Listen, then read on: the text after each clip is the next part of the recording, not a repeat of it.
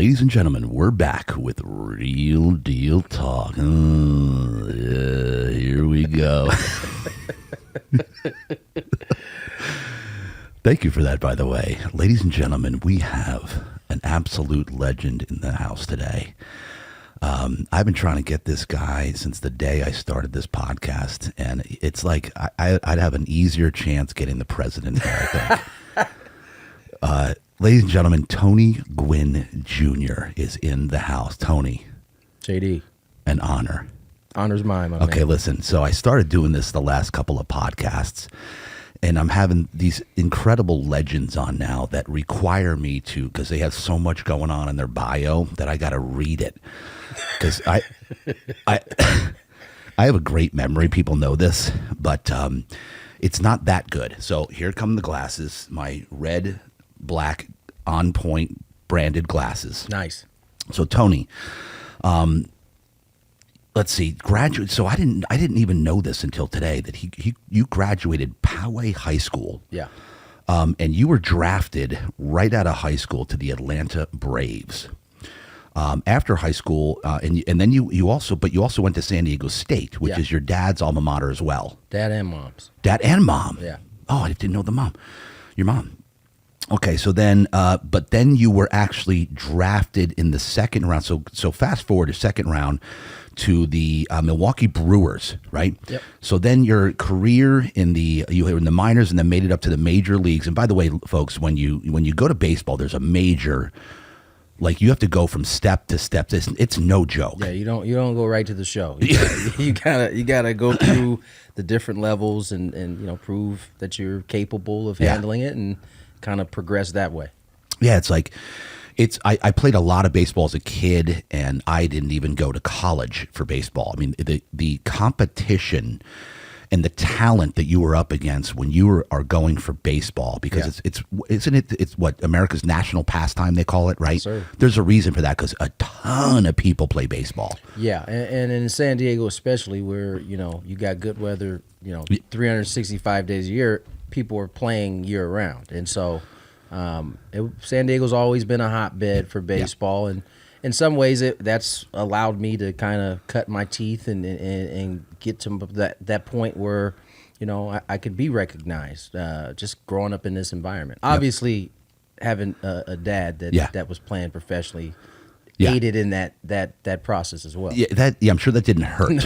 Not at all. To at least say, okay, who's this guy? Right. And he was a decent player, right? He was all right. He was all right.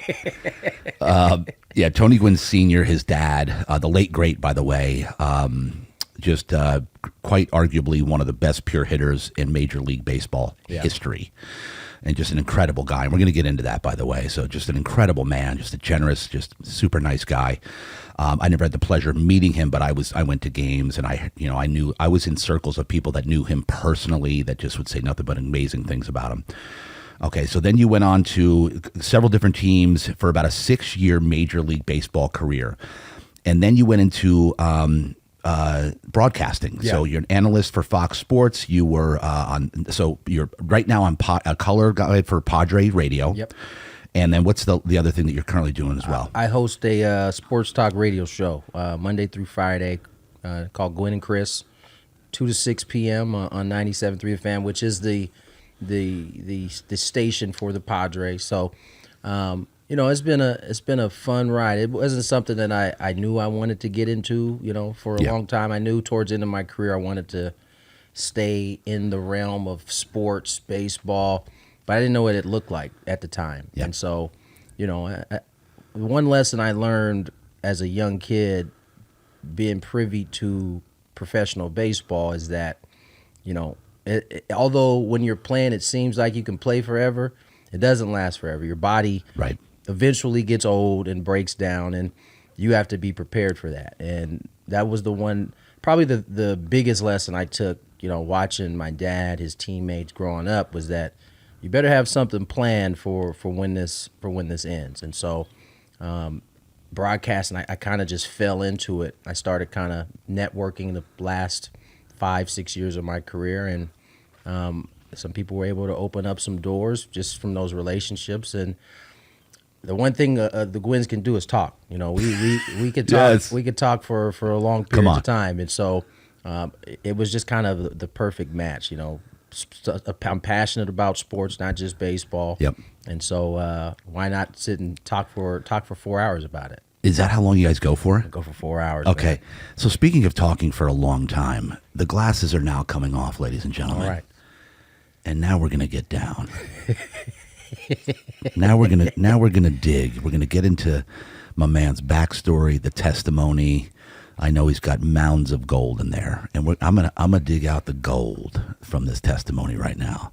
So the glasses are off, ladies and gentlemen. If you're watching on YouTube, the glasses are off. Do you know what I'm talking about here? I don't know what I'm doing here. All right, so dramatic. We're just making it dramatic. You got the pipes for this. Let's man. go. Let's go, bro. Let's go. Come on. Hey, he said it. All right. So I got one fan. He's in the room. All right. So here we go. So you went to Poway High, but let's go further back. Give me like childhood stuff with your parents. Like what are the memories that you can remember coming up here? Let's get into it a little bit here. So my parents both are from Long Beach, California. Yep. My mom comes from a big family, 2 sisters, 5 brothers. Oh wow! My father had 2 brothers. He was in the middle between his oldest and youngest. And they moved out here. They went to school, San Diego State, and when my dad was drafted, they'd eventually decided to move to San Diego once my dad kind of made his way through the minor leagues, and then he was going to be in the big leagues. And one of the things that I think happens for a young family is you move to a new area, you don't know anybody, and so typically you lean on family. And for my family in particular, my mom's side of the family, that was who our group was. It was mainly uncles, my aunts, my grandmother. And, I think it stays that way for a few years until you start to, get comfortable in your surroundings and you start to venture out a little bit. But for a long period of time, it just felt like it was always family. My mom set a foundation in my sister and I of God first, right? Oh, nice. And I remember driving on Sundays, going from San Diego to Long Beach just to go to church for years. And in Long Beach? In Long Beach, so you didn't find a church here right away? No. You were very loyal to the one in Long Beach. I don't even know that it was that we couldn't find one here. It's just that my mom and my family was loyal to that church. I know how that is, yeah. And so for a long period of time as a young kid, that was my weekends. That was my Sunday. We'd take that 2-hour drive up to Long Beach, go to church, drive back. Get your worship on. Get your word in, get your worship on, and that kind of set the foundation from that point on. Now, as I got older and, different interests started to pop up, particularly sports, it was a little bit harder to do that. I wanted to spend time with them. Once I got to the age where I could protect myself on a baseball field, I wanted to be with my dad. I didn't get a chance to, as a young kid, he was traveling so much. And even at that age, 9, 10 years old, he's still traveling. He's still in the thick of his career.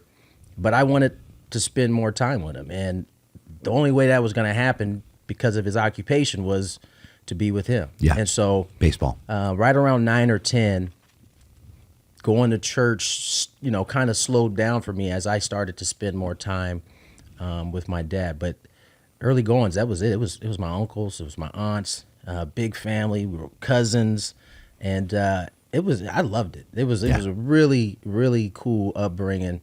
And as I got older and you get into high school, those things, and you get more comfortable, as I said, in your community, you start to venture out, and then it becomes a little bit bigger than just you and your family. And so he went to high school in Long Beach. Is that right? Long Beach Poly. Long Beach Poly. Shout out. Yeah. Now, did he get drafted right out of high school? My dad? Yeah. No, that's right. He went to State. He went to San Diego State. So first. what made him apply to State? He didn't even go to San Diego State to play baseball. He went to San Diego State to play basketball. Shut up. Yeah. I totally forgot about that. The story goes that, he was on campus. One of the highly recruited baseball players who had played against him in high school, was in the baseball office talking to Coach Dietz, who was the head coach at the time. He sees my dad walking by, and he goes, oh, good, well, Tony's on the team. And he goes, no, he plays basketball. And a guy by the name of Bobby Meacham was like, hey, that's got to be one of the best baseball players we got here. And so from that point, now, Coach Dietz convinces the basketball coach to let my dad come out, and then, the rest is kind of history from there. But he initially was at San Diego State on a basketball scholarship. And so he didn't want to play baseball, or what was the? He wanted to play baseball. His whole recruiting process really was, I only want to come there if I can play both. And he was told by a number of different coaches that, son, baseball is a year-round sport.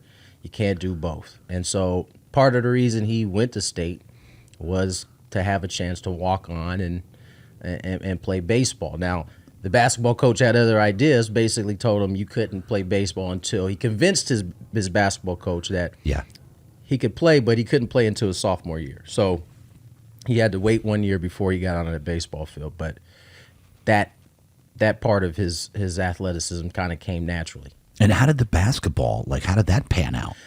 Well, did he end up quitting, or did he keep? No, he actually is, I think, the only player to ever be drafted on the same day by the Padres, and then that time the San Diego Clippers.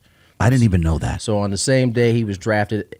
Part of the reason he'll be the only person is because the drafts aren't held on the same day anymore. Right. But he was good enough to get drafted. You ask certain people, he was good enough to play in the NBA, but he didn't think so. Which is kind of half the battle is believing you True. can. 100% self-belief. Yeah, for sure. I think he made a wise decision. I think that was a pretty good decision.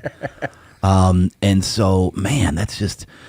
And so, did he then just decline basketball, the going to the big, so because he just didn't figure, you know what, I have a better chance of actually competing in baseball. He's looking at the likes of Magic Johnson, who's 6'9", and my dad was 5'11", at most on a good day. On a good day, right? And I think he figured, as he told my mom, I'll do this for 10 years and then do something else. We'll figure it out. But I think in terms of basketball, he just didn't see himself, at the highest level. Was he a point guard? What was he? He was a point guard. Okay, He's still the school leader in assist at San Diego State. You're kidding me. Yeah. He was a hooper. He was a hooper. Unbelievable. So what was it like? Because I know that you got listeners and watchers that they have to be I know they're wondering, what was it like? At what point did you know? What age did you know that your dad was a big deal? It was probably about 9 or 10. 9 or 10. How did you know? You go to school and people were talking about what your dad had done the previous night that you saw in person. Right. A lot of people saw on TV or listened on the radio at the time. Yeah. And how excited they were about it. And, for a long time I was oblivious, just completely oblivious to the fact that my dad was somebody special. Yeah, it was it was nothing but a thing to you. He was dad at home. Yeah. So I knew he put on a baseball uniform. I thought that was cool, but it didn't register until I got to 9, 10 years old. Yeah. And now your friends are talking about it. Yeah. They're your dad did such and such the other day. That was amazing. And for me it was just it was just part of the everyday experience. And how did it make you? Were you proud? Did you feel hey, I'm you were walking taller? Did it give you confidence? No, I wouldn't say so. Yeah, because he was so normal when it came to once he got in that car and got to the house. If he wasn't watching film, you wouldn't know that he was this great baseball player. He was just dad, and he was just dad. So that meant if I had done something wrong, it didn't matter if he got 4 hits that night. I was going to be disciplined for whatever I had done, that I wasn't supposed to do. And so for me, it just never registered until about that point. Until about 9 or 10. Yeah. And at that point, how did that change for you? I don't know that it changed for me. Yeah. My dad kept things so normal. My mom and dad kept things so, I Didn't make it a big deal. They didn't make it a big deal. Yeah, It wasn't like, that we were talking about it at the kitchen table. It was just, he came home from work. Yep. I was usually in bed by the time, and unless I was at the game, I was usually in bed by the time he came home. Next day, just like any other dad, get up, he get the paper, sit down, read. Listen, they don't know. It's a far beyond what everybody. Yeah, they don't. What paper? What do you mean a paper? Right. Get up, read the paper, and he was such just a regular dude that I don't think there was, not until we started.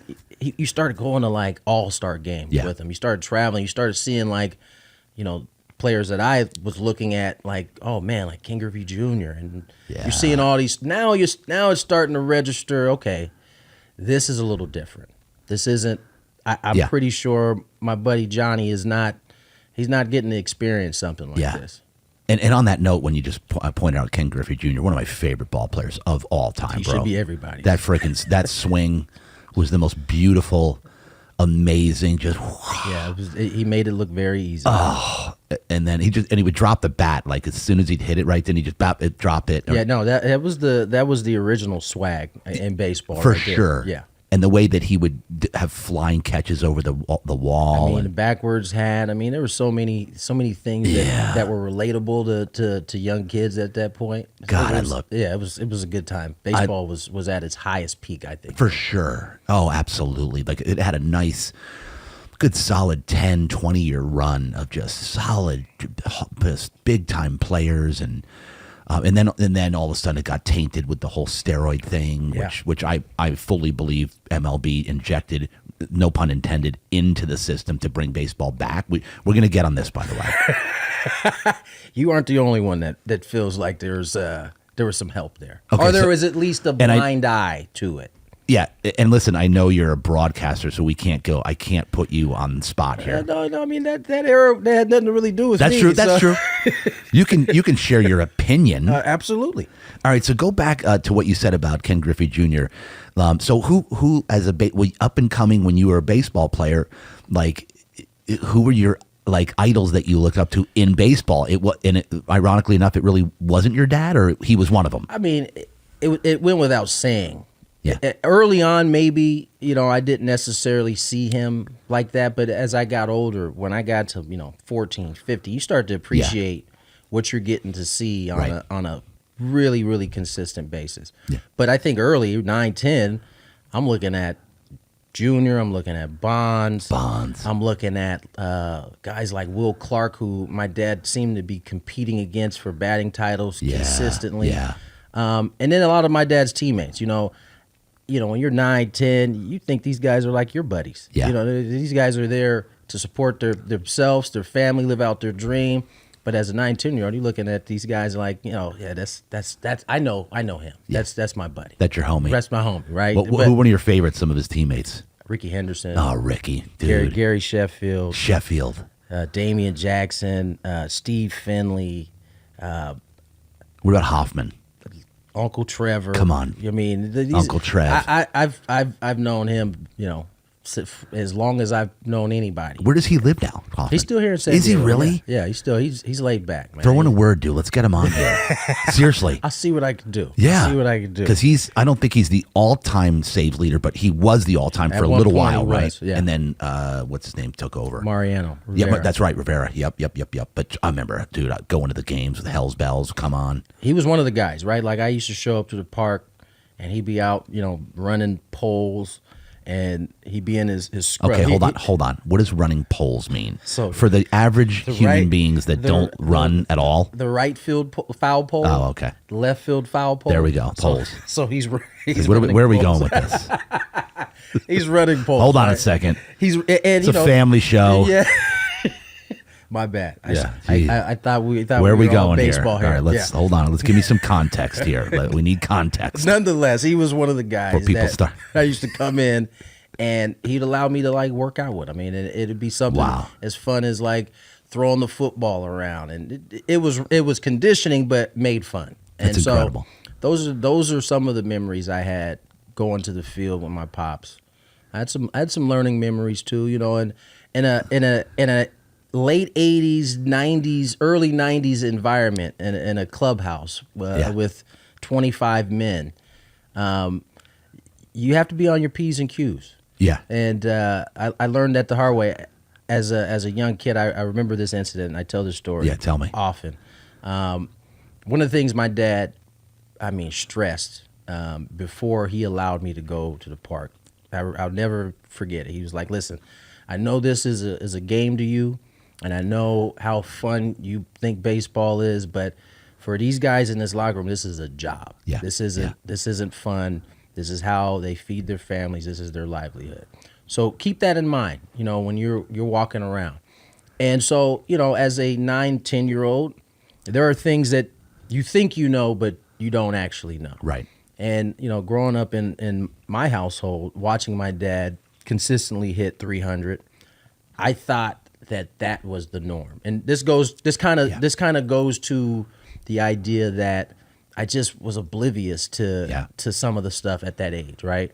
And so, for those who don't know, hitting 300 at the major league level is at the tip top. It's basically the holy grail. Right. If you average that for any length of time, like more than one season. Yeah, you're a dude. And your dad had a lifetime well over 300. I think it was 336. Yeah, and there were times where he approached 400 in a season. Yes. Yeah. So that was my norm. Yeah, And correct. I assumed at 9 and 10 that was everybody's norm. Okay. And if you weren't reaching that norm, you weren't very good. Oh boy. Yeah, you see where this is going. Yeah, I do. And so, Oh, no. and one of the things that happens in any locker room is there's a lot of trash talk going on. Yeah. And at 9 or 10, you probably shouldn't be getting involved in that. But I was feeling myself probably at that point. I had gotten to know these guys pretty good, and I'll never forget. I was having a conversation with Brad Osmus and Scott Livingston, and I was pretty astute at numbers, Whose averages, and who had what, and I proceeded to say something along the lines of, "You're not very good because you're hitting two whatever it was," and it might have even been like 260 at the time, which, by the way, is still really good. Correct. At that level. That's right. And they didn't take too kindly to that. Oh, no. And so it was a 7. Who'd you say this to? I said this you said to those two? To those two guys. And so it was. You said you're not that good? I basically, yeah. But in a trash talking way? Yeah, or like you were serious? No, I wasn't serious. In a trash talking way. In a trash talking way. And so game is at 7:35. Typically, guys who are starting in that game will go out 30 minutes before the game, start getting loose. So locker room we're about that time. So the locker room is kind of cleared out at this point. It's really just me, a couple guys, those two, and they proceeded to tie me up. Oh no! They put me in the dirty. This was back in the day. How did they first react when you said that? They like their faces. I still could see their faces as I say, and immediately because how something comes out of your mouth. Yeah. You go, uh-oh. Like I could see their demeanor change, and they had smirks on their face, so I think they knew I wasn't being serious. Yeah. But I'm in a big league clubhouse. There's a lesson to be learned here. Oh no! And so they tied me up, threw me in the dirty clothes bin, and I sat in there probably for about 15, 20 minutes because everybody had started to go out. What did they tie you up with? It might have been like sanitary socks, like the long white socks you put on before. Yeah, so they tied me up in those, threw me in. Were you screaming and yelling? I was crying. You were crying? I was crying. I wasn't screaming and yelling because I didn't want to get in trouble for screaming and yelling in this clubhouse. So eventually, one of the clubhouse attendants, Tony Patrica, who still works there, still my guy, got me out, untied They me. literally just left you there. They left me there. But so the whole game, this has happened before the game starts. So the whole game, I'm scared that I'm never going to get to come back again. My dad's going to be furious that. Did your dad hear about it? Of course he did. I'm sure he heard about it as soon as they probably told him about it as soon as they walked out. Hey, little T was popping off. We tied him up, threw him in a dirty clothes bin. And so he didn't come back up. He was playing that day. So game ends. He doesn't say anything. He acted like nothing had happened. We get in the car on the ride home, and he turns to me and he goes, "Did you learn your lesson?" I said, "Yep."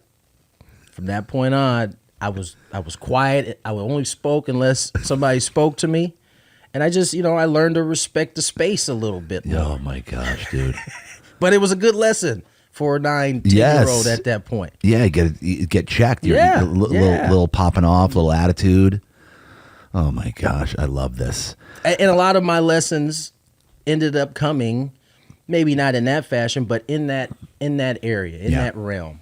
The realm of in that atmosphere and respect that these guys, it's a game, it's a pastime, it's a game, quote unquote, but this is their livelihood. Yeah, you start to see the dedication that these guys have. They come in every day, days where they ain't necessarily feeling that great, but they go through the process, they go through their routine, and I'm just here at that point to absorb. Yeah, I'm watching and just thinking all these guys are superheroes. And then on this note, let's go on this a little bit, because I think a lot of people think that baseball, like these guys are just standing around. Yeah. They don't do much. Yeah. Give me the day-to-day, like how much is involved with a professional baseball player, especially during the season. Yeah. Like how much are they playing? How often? What goes into that? Give me a schedule here. It has changed so much over the years. In my dad's era. Yeah, give me the change. Like I'm interested to hear what's the difference now. In my dad's era, it was a lot less about athleticism, a lot more about skill. And that part hasn't necessarily changed. I just think players, they take care of themselves a lot better now than they did in the 80s and 90s, right? Even further back. Going all the way to Babe Ruth, who was basically just a tank. I mean, you see him smoking cigars like at the plate. Right. Do you remember this? Yeah, of course I remember it. And so it's one of those things that has evolved over time. But to answer your question, typically on a 7:00 game, I get there at 1,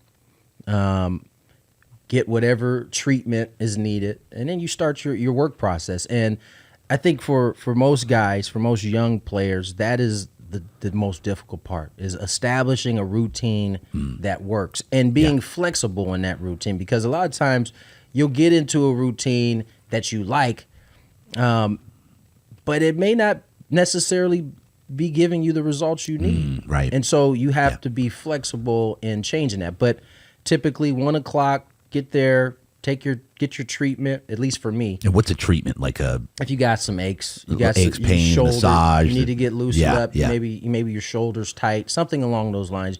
You take care of that stuff before you start your actual physical work. Right. So when you're younger, this process can start a little bit later because the body tends to loosen up a little bit better. But especially as you get older, you have to be very intentional about what it is you're doing, when it is you're doing, and kind of go from there. But to your point, a lot of people think 7:00 game, guys show up at like 5 o'clock. Yeah, no, it doesn't work that way. You will be you won't be playing very long if that's the type of work ethic you got. There's a lot that goes into it. So much, and a lot of it is, honestly, it's mental. It is. You're right. Is getting getting yourself in a headspace where you can relax, because there's a lot of tension, man. Like you get into that box and you got 25, 30,000 people, all eyes on you. You have to be able to slow things down. Yeah. And if pregame you aren't in a good mental space to do that, slowing things down is almost going to be impossible. Because I have heard in sports, you can verify this, the hardest thing to do is to hit a baseball. Without a doubt. Without a doubt. A moving baseball. A pitch coming in is the hardest thing that in all of sports. All of sports. I would agree with that. And I've heard this a lot. Because think about it, it's coming in at like 90 miles an hour. Obviously, you've got the off speed and the curves coming in about 80 something. But fastball 90, 91, 92. That is ridiculously. You have how much time do you have to react? It's milliseconds. It's a millisecond. It's not even a second. Yeah, it's not even it's not even close to a second. I mean, most pitches it's going to take you about 3 seconds to get there. But in terms of your brain being able to process where it is, where I need to get to and where I need to get this barrel to, it's milliseconds. Milliseconds. That's insane. Yeah. Unbelievable. We're gonna dig deeper into baseball, by the way. But I want to go back. How many brothers and sisters do you have? I just have one sister. One sister, younger sister. How old is she? She is 38. 38. How old are you? 42. Ooh, wow. I'll be 42 next in October. I'm 41 right now. Wow, you're getting up there, bro. Yeah, these are big numbers. Yeah, don't remind me. Yeah, these are that 4 is a big number. I know. That's like. But I'm embracing it. Embracing it. Like you're into the second half here. We're going to the second half, bro. No, I don't want to think about it in the second half. I'm going to make sure you understand this.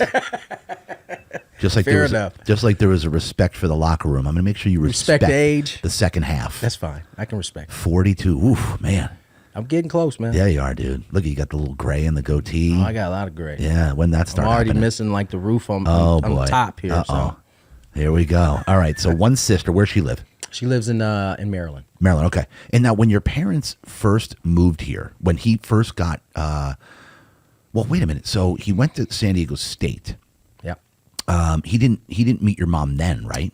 He met my mom before. Before that? Yeah. They were high school sweethearts. No way. Yeah. Okay. So when he came here, he obviously moved to San Diego, right? Did he go on campus? Yes. So my mom was a year older.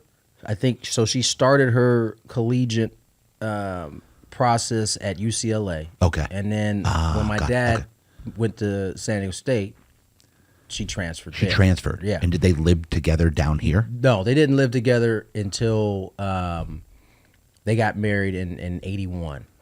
81. Yeah. Okay, got it. And then where did you guys first live when you were born? Where were you first living? Long Beach. We lived. When I was first born. It was there in the off season. It was in October.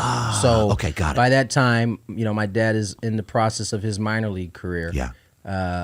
During the off season, they stayed in Long Beach. They were at my grandmother's. That's my mom's mom. Got it. Okay. And so it wasn't until my dad got called up in '82, late '82. Yep.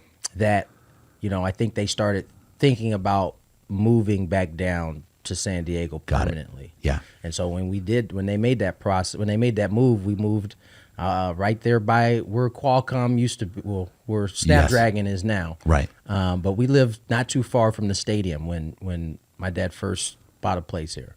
And then but at first, so he was drafted. How fast when he was in college? How fast did he get drafted to the Padres? Like, how many years did he get into his career before he got to the big leagues? Yeah. No, but like, when did he go to the minors from college? So did they get him right away?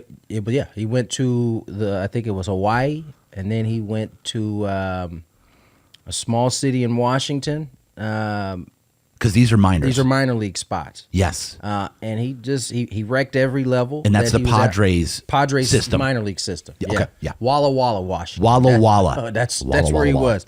He was. They had a minor league team in Hawaii. Yeah. They had one in Washington. Yep. And he kind of just blew through those. He was just those crushing. systems. Yeah, he was swinging the bat well. So he gets to the big leagues in '82. 83, he starts with the big. He breaks his wrist, so he ends up missing the year. But how did he break his wrist? I think like trying to get out of the way of a ball. He fell. It was a crazy kind of freak accident. Crazy. Right? And then 84 was his breakout season. 84 was the breakout season. And then when did you all? We're here in 83. 83. Yeah, we're here. How old were you when you got here? I was 1. You were 1. Yeah. Okay. Where did you go to elementary school? I went for a long time. I went. So elementary starts by when we moved to Poway, and so I'm at Montessori for a long time. Wow. I was a Montessori kid. Yeah. And I think eventually I had to move schools because, as you know, my son, you coach my son. He's an asthmatic, as was I. Yeah. And going to that Montessori school, I learned a lot, but it just wasn't a good environment for my health. And, I didn't know this at the time. And you remember, this is the 80s. So, there's only so much information about asthma and how it works at the time. And I would go to school during the week, and I'd be sick as a dog. And then the weekend would come, and I'd feel better. I'd clear up. And this process would keep happening throughout the school year. And finally, I think my body just couldn't take it anymore. Yeah. And so I had a real bad asthma attack. I was in the hospital for a few weeks. And my mom, who is amazing, she was determined to figure out what was going on with me. You know, I was having such a hard time breathing. And after coming out of that hospital, she found a doctor by the name of Dr. Welsh, who was specialized in asthma. Yep. And this was when they first started doing the tests where they'd kind of prick you and figure out what you were allergic to. Yeah. Turns out I was allergic to a lot of like long-haired animals. So goats, That's right. you know, Dogs, certain dogs, Yeah. chickens. And so I was going to a school that had all of these things. That's what I was going to ask. Like, what was it about Montessori that wasn't good for your health? It was the animals. And the animals There's were there animals at the school? yeah, at that time. What are they doing there? Educational reasons, right? You got you're learning about, you know, the different farm animals that they had there. And yeah, I had no idea. But that was what was making me sick. No way. Yeah. So once we figured that out, went to a different Montessori school in Poway, and I was a lot healthier. Hold on. All right, hold on here, bro. What? So this is what, to study them? You gotta remember, What were they doing there? I can't. get past Poway it. is has, you know, they got some agriculture there, right? That's You know, true. It's like the country. They call it the. Yeah, and I think that was part of it, right? I think it was, you know, the area we lived in that wasn't So they had them on site, on site. like a whole bunch of chickens. Chickens, goats. And would you go out and pet them? Yeah, you could. You could. Yeah. But did you? I did. Yeah. I think that Is it was part of the- the reason why I kept getting sick. And there were goats there? Yes, there Goats. At school. Yeah, man. It was looking back on it, I Yeah, mean, it makes sense, you know, knowing what I know about the city now, and you know. It makes sense to you? It Now it does? does, Doesn't yeah. make sense to me. Well, again, There's goats at school in there's- elementary. There's I don't. horses. There's, you know, you walk around if Well, horses, yeah. If you're in Poway, Yeah. this is at the time. It's not. Oh, It's not all that. Yeah, It's that's not true. all that A crazy. little more city now. Yeah. And so when you went to the other one, did it clear up immediately and you were fine? Or do you No, still it have took a little? it took a while. Like I had to build up my lung strength Yeah. again because they were so sapped from, you know, the asthma, and Wow. it took about 6 months for me to get to normal again. Wow. But And then, and by the way, he mentioned Trey. Trey is his son, Tony Gwynn III. Yes. Trey, that's how Tony Gwynn and I met, was because I coach Trey in flag football. yeah, And let's talk about that for a second. It was like, I'll never forget when you came out to the field. I first met you. You came out to the practice field. You came with JD. Listen, man, whatever you're doing out here, keep doing it. Because my son, he loves it. freaking loves it. He does. And you know, my son likes a lot of things. Yes, like yeah, he's yeah. a He's just a pretty happy kid, dude. right? But he's, you know, that got him on his football kick. That's why he knows the teams he knows and the players he knows now. Is because he was playing with you guys. Oh man, that's Like I can't get this dude off of the Bengals. Like this dude loves the Bengals. I'm like, man, we have no connection to the Bengals. Why do you like the Bengals? Like he gets frustrated when they lose. He's shed some tears when they've Stop lost. it. I promise you. And I'm just like, man, the Bengals. Like, Dude. I get that you wore their uniform before, but you don't have to like the team. But you have no idea how he's dead much set on I it. love hearing this. I had no idea it was that deep. It's deep. It's deep. He with the couple playoffs ago where Kansas City came back and beat or where the Bengals took out the Chiefs. Yeah. I was you know, giving them a hard time, and when the Bengals won that game and got to the Super Bowl, He went nuts. He went nuts. He let me have it for a 24-hour period. Dude, I had no idea, and yeah, I remember. I'll never forget it. You came out there, and you told me, you said JD, and I had already can't remember who told me. It might have been you. That is like right now, football's his favorite sport. Yeah, and that's right. And I asked you that day. I said I heard you go, yep. And I said, how do you feel about that? From a family that's known for baseball, you're a professional player. Your dad, Hall of Famer. How does that? Like now that football. You know what? What's funny is. My dad, when it came to me in baseball, was like hands off. Yeah. never, ever said anything about it unless I asked him about it. And I've kind of taken the same approach. Baseball is unique, and we just went over the 300 stuff. Like, you're still failing 7 out of 10 times. Correct. And that's really good. And that's like known as elite. That's elite, right? And so for kids, who can't quite grasp that whole concept, I don't know that forcing a game that you fail so much in is a good thing. And so I allow him, as my dad did with me, to try to develop that love. Now, I surround him around it. I put him around the game. Yep. But I just don't think you can force it on him. That's any sport, really. Yeah. But specifically baseball, because he shares the same name as me and his granddad. And there's just always going to be a level of expectation no matter what your age is. Because I've experienced this myself. Yep. There's always going to be expectation that you should be great. Oh, yeah. Or you should be at least really good.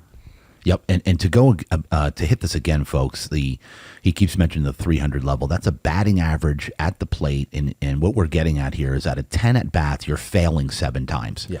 And even though you're failing 7 times, if you bat 300 average, 300%, that is still that's like elite. That's like elite. As good as it gets, and that puts it in perspective. I love the way you put that, Tony.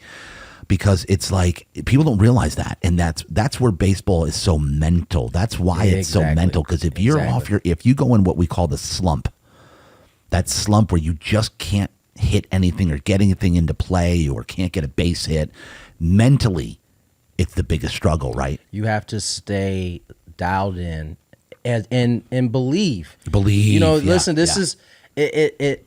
In a lot of ways, it comes back to your faith, right? Because. Even when it's going bad, you have to believe that it's going to turn. That's right. And that is something that, as a young child, may be difficult to grasp. Yeah. And so, I certainly am mindful of it when we are on the baseball field. Yeah. I take him out there. The moment he starts to, kind of cool on it, or it seems like he's disinterested, we wrap it up. Yeah, wrap it up. Yeah, and you know what? And I loved, and I remember that when I met you, that's exactly what you told me. Then you said, JD, listen, I don't care. All I care about is that he loves what he's doing. Yeah. It doesn't matter what sport it is. And right now, he absolutely freaking loves football. Whatever's going on out here, keep doing it, because Trey loves it. He loved it. And that was literally probably the best thing that I could ever hear as a coach, because I got thrown into that. The other guy left, and the parents were like, JD, will you take over? I'm like, I don't want any part of this. I don't need this stress in my life. Because it's stressful, being a coach dude. is stressful. Yes, especially at that age, because the whole game relies on the coach. Normally, it's the players. Right. It is. They have to execute. Right. Don't get me wrong. They got to execute. But if I don't call the plays properly, we're done. We lose. Yeah. At that age, especially. Right? It has to be. It boils down to more than just execution. For sure. At this age. Oh, yeah. Yeah, for sure. Yeah. Because anyway, my point is that I was like, no, I don't want any part. I run a business 6 days a week. I'm volunteering at the church. I don't have the time for this. I put a lot of time into the church. I don't need this stress. I said I don't need this stress in my life. Yeah. Because it's stressful. It is. It's also rewarding, though. Well, and full circle here, bro. It's like literally exactly what I needed. Isn't that funny how it works? And to the T. Like, because I have so much stress in my life about business and cash flow and all the stuff, that 1.5 hours that I spend with them, I practice, and then the game, which is 40 minutes at the game, is the 40 of the most stressful minutes of my life. But anyway, that for hour and a half that I do practice, I'll use that. I can't think of anything else for 90 minutes, which never happens in my life. Even when I sleep, I wake up and think about business and cash flow. The clock starts going immediately. Yeah, like, oh, man. Don't get me wrong. I have a massive amount of faith. What you said, I'm glad you, and we're going to get back on that, by the way. There's a lot of things I'm taking mental notes that we're going to come back around to, but it's like, and then pouring into these kids, man, that are looking to me as another positive male role model in their life. Yeah.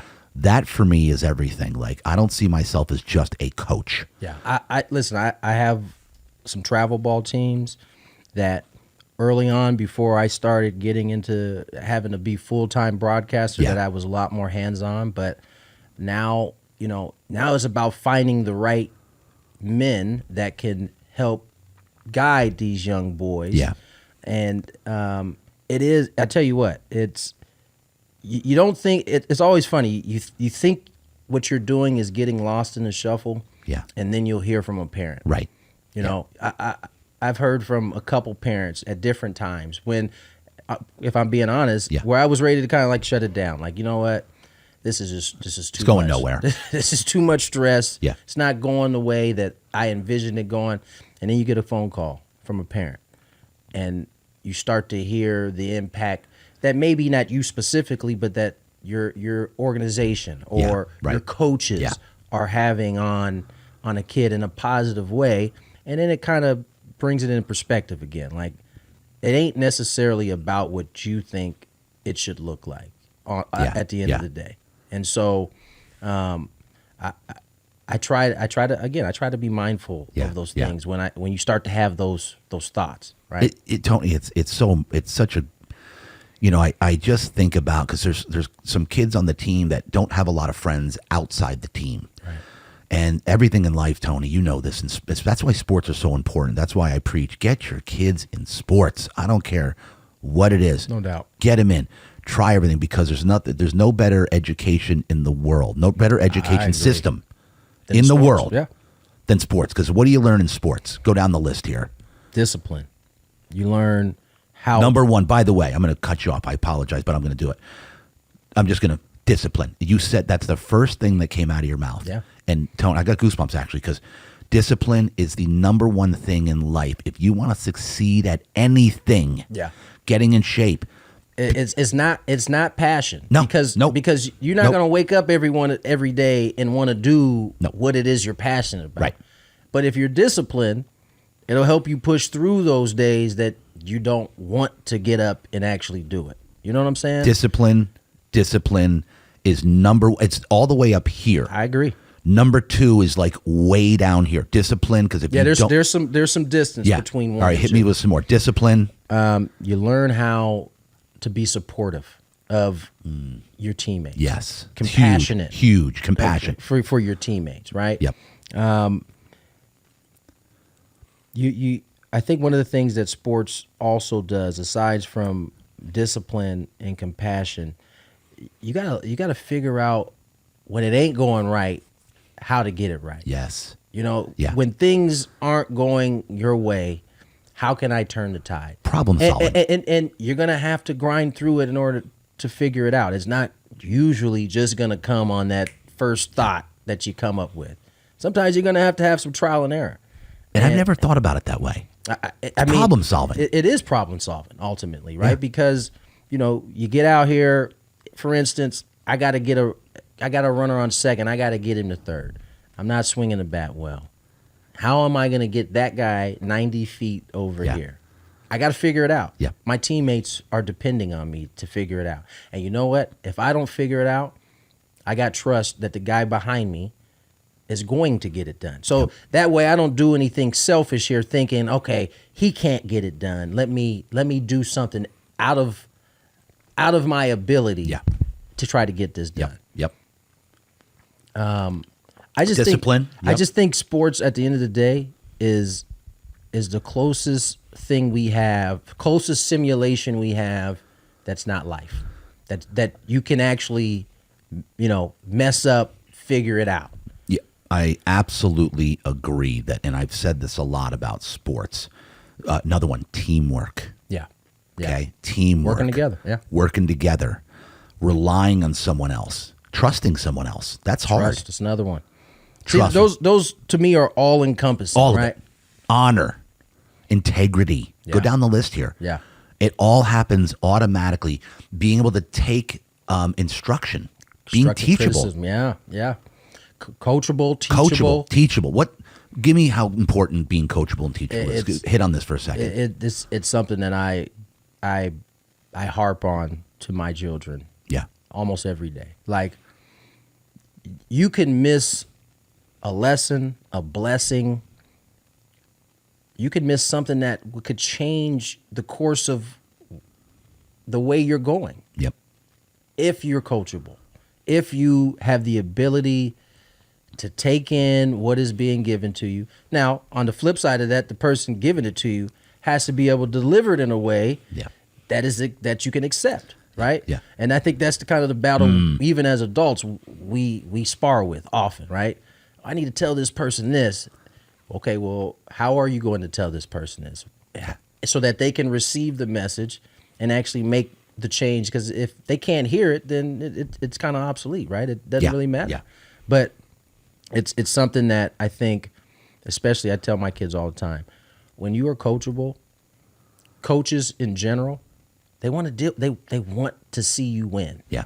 They want to see you win. Not every coach is going to have the patience to deal with, you not being coachable, right? You're not wanting to listen, right? The really great coaches, they're going to keep at it. But not everybody's a great coach. Yeah. And you can still learn something from somebody who's not a great coach. True. By being coachable. So true. And I think you and I were talking about this, I believe, at your house a few weeks ago. We were talking about how at this age, right now, they're 8 and 9 years old, my team. And we were just kind of talking about like how I'm starting to turn it up a notch just a little bit with the being a little bit tougher on them, a little bit more tough. Yeah. Just a little bit, just a tiny bit, because we're still at this age where it's just about having fun. Yeah. Right. As long as they're enjoying the game is the biggest. It's still number one, right? Still number one. And so this team, and you remember, bro, I couldn't take Trey 2 seasons ago. You couldn't get on it. Right? And Trey, like, I'm going to tell you right now, and this is, and all my boys and parents, I love all my guys, but your son is the top of the list for me as far as favorite kids that I have ever coached in my life. And I've coached about 7 or 8 seasons, 9 seasons, whatever. And your son is my favorite, top of the list, other than my own son, of course. Right. Of being and the reason why is he's just so happy. He loves playing. He's out there, and not only that, and getting him back. So I was horrified that I couldn't, but for the betterment of the team, because as soon as we go to a certain amount of players, everybody's sitting more. Yeah. And it's not great. It's not great. It's not good for him. It's not good for anybody. Right. And it was tough. But now that he's back, I'm like, you have no idea. So literally first practice, I'm like, man, did I miss this kid? He is just. He is genuinely a happy. Yes. Mostly all the time. All the time. I mean, he's 8, so he'll have his moments, but when he gets around the group, I can't think of a time where he's ever been like mopey or down. Yeah, never. Or not having a good time. And he's just always smiling. Yeah, it's always. It's funny. We just came from Vegas, a soccer tournament, his first travel soccer tournament. And how did he do, by the way? They ended up losing the semifinals. Oh, but man, okay. He was just so excited for the car ride and like getting to Vegas. I wasn't that excited about the car ride, but there was a play where he was coming down to defend, and he had to kind of hustle up to get there, and he is just cheesing from ear to ear the whole way there, right? And I'm used to it, so I'm more concerned about him stopping the offensive player from getting by him. But he ends up doing it, but he just does it with a huge grin on his face, smiling. Yeah, he's special that way for sure. And he's so teachable, dude. Yeah. Like anything, the first practice, which was a couple of weeks ago, anything that I told him, he'd look at me, he'd nod, and he would just do it. Yeah. And he just was. That's I think it's an old school idea. Coach tells you something. Yeah. You just do it. There isn't no buts, ands, buts, or ifs about it. You just do it. And then also there has to be some discernment of making sure that, okay, let's make sure he's with a decent coach. Well, listen, I'm a proponent, and all my 3 oldest girls, they all play soccer, and this is something I dealt with early on with them. And girls are a little different. Yeah. There's a comfort level they have with coaches that allows them to take direction the way I think is helpful. Yeah. But the thing that I wanted to kind of remove from that from my girls was, you guys need to be coached by different styles Yeah. of coaching. Because Yeah. if you guys want to do what you say you want to do, which is play collegiately, you don't get to pick your coach. You know, True. you don't know what you're gonna get. Now, Yeah. during the recruiting process, you can kind of discern what you like, what you don't like, but ultimately, you have to be able to adapt. And if you are stuck on this one way of coaching, it's going to be a hard transition. Wow. And it took a little bit of time for them to understand that, but I think they understand it now. I think my oldest especially has been coached by a bunch of different styles. And you ask any one of those coaches, they'll tell you, "Oh, Michaela, she's easy. I don't have to worry about it. I tell her something, Yeah. she gets it done." Now, she might have some questions on how to get it done, but she's not pushing back or, you know, Yeah. and I think that's a positive things at this age. Now you get a little older and you know a little bit more about what it is you're doing and you see it in a different way. There's a way that you go about that with a coach as well. But for the most part, you know, you do what you're asked to do on the field. Yeah. Yep. Or in the house. Right. You know, not just your coaches, your parents as well, right? And so let's keep going with the family now because you got 3 daughters. Yeah. 16, 13. 16, 13. No, 16, 14. 14. And 13. Oh, wow. I didn't know those two were that close. Yeah. 17 months between 1 and 2, 22 months between 2 and 3. Oh, wow. Elise got it done, huh? Yeah. Her choice. Her choice. Her choice. Well, it was all you. Well, so. I mean, it was all me, but the timing was her choice. I mean, it was all me. It was all Tony. So, you know, Elise was just there. I love Elise. She's a spark plug. She is definitely a spark plug. She is definitely a spark plug. She's gonna let you know if there's a little something. She's not the one that's gonna sugarcoat. She ain't gonna sugarcoat nothing. How is she? Talk to me about Elise out on the soccer field when she's come a long way. What does that mean? Tell me. That means she, as you said, because I've heard she's a little firecracker. She's quite vocal. She can be, but you know, I think time has given her wisdom on those things. I think she's learned how to like pull back, not be so engaged. Engaged, right? It's a good word. And I think it's good. It's good. It's a good dynamic because I'm the parent that really doesn't say anything. Yeah, you keep your mouth shut. I do my best. You do your best. I have my moments where I get a little, you know, mouthy, but for the most part, I don't want my kids to necessarily hear me. I want them to hear the coach. Right. You know, okay. It doesn't help. Now I'm not perfect at it. Like I said, I lose my way sometimes, but for the most part, I try to stay out the way. And then with Elise, what do you guys ever have you like early on when would you get into it a little bit? We would sometimes. We get into it, and, you know, because you know she played soccer. Yes, so yeah. you know there's time. way more knowledge, of course, in her head than there is mine. I think my head is empty, which makes it easier for me not to say anything. Yeah. But yeah, I think early on, we there were times where we had to sit apart from each other at the game. Are you serious? Yeah, because it's not that I don't have that. I do have that in me, but she would activate that in me sometimes. Yeah. And we don't need both of us doing that. So, you know, sometimes, but now, you know, 4 or 5 years into this, 6 years into this, you know, she's as good as me. Yeah. Now she just talks to me. She does. Which I don't know is necessarily great for me. You know, she's telling me everything that should be happening on the field. I'm just trying to enjoy the game a little bit. She's giving me the X and O's, but I wouldn't change it. I wouldn't have it any other way. I love it, man. And so how does Trey operate with 3 teenage girls in the house? What is happening with Trey? You got to tell me. He this used dynamic. He used to be the most spoiled brother on the planet by his sisters. Used to be. Oh, now no. they've gotten into, you know, their own lives Harassing a little him. bit right now. It's a little more antagonistic. Of course. Now Leighton, who's the closest in age to him, that's like his road dog. Like, okay. They fight a lot, but they also as thick as thieves, man. They are. I think if you ask Trey, he would put them in order. He would put them in order of Leighton, Michaela, Jordan. Yeah. But they love each other. We were big on that. We're big on spending time with one another. Yeah, give me some family dynamic stuff, because 4 kids, like we have 2, and I don't even know how we do it with 2. Yeah.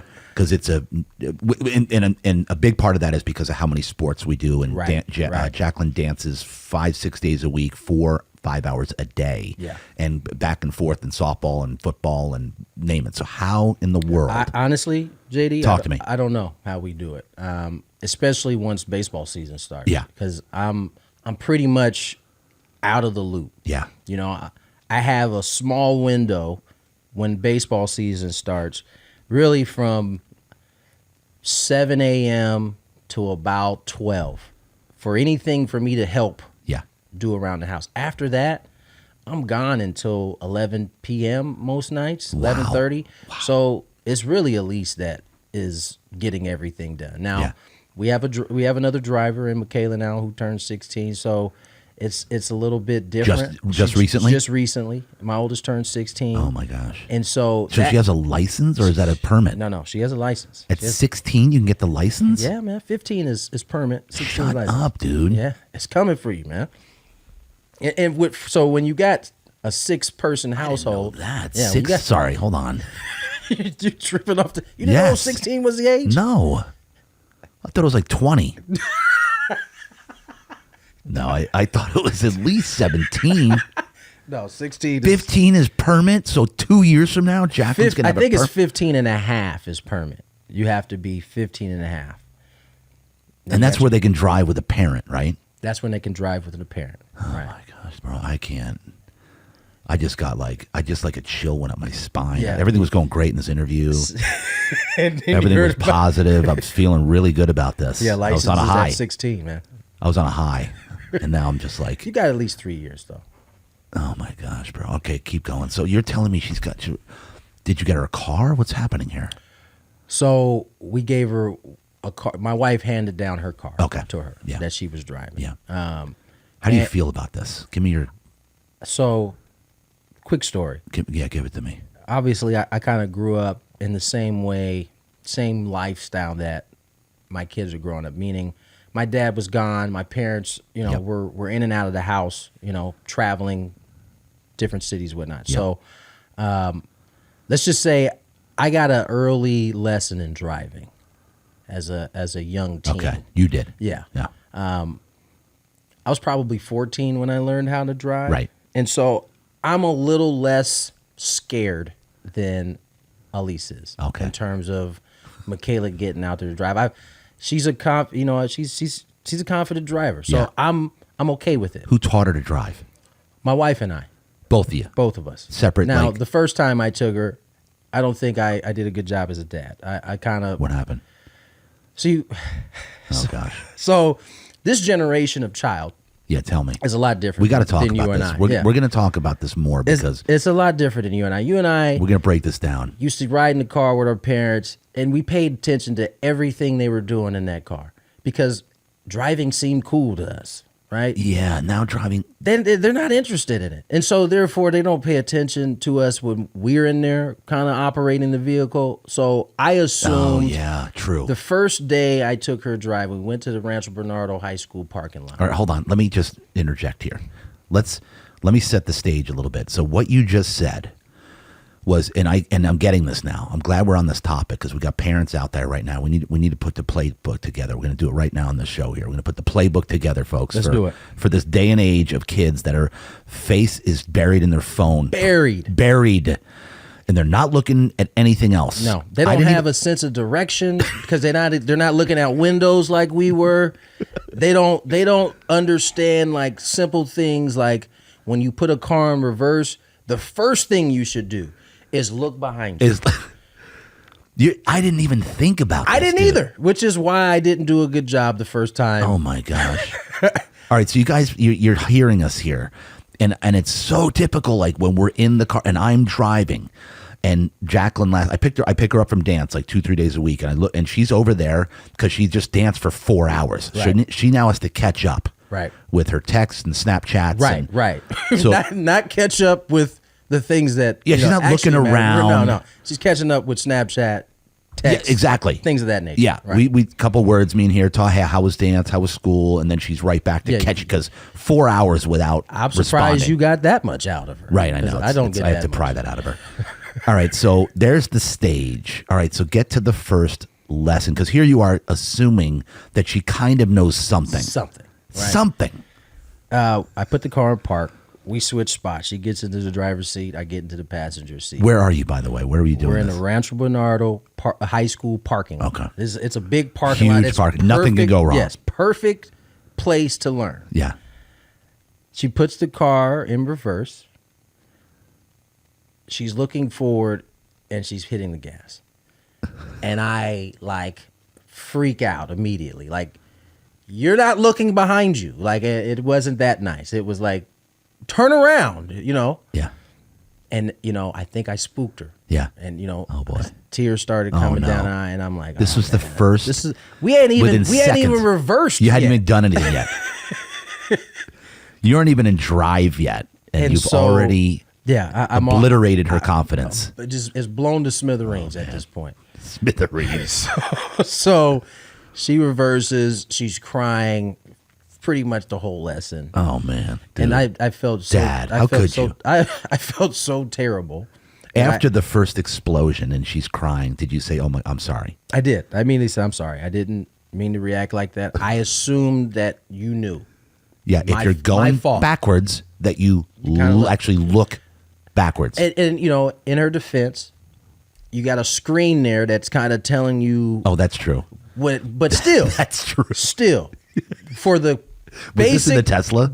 yes, for the basic. Oh, dude, you can see everything in the screen. Still, though, for the basic mechanics of driving, you need to look behind you. Oh, my God. You're not depending on the screen, because you know what? When you take your test, they don't let you use the screen. That's true. This is true. You got to be able to do the basic mechanics of driving. You're right, you're right. So she backed up. We got through that lesson. I'm sure she told my wife that she never wanted to drive in a car with me again. I messed up. I lost it. I was scared. I wasn't mad. I was scared. And to safe to say, she trusted me again.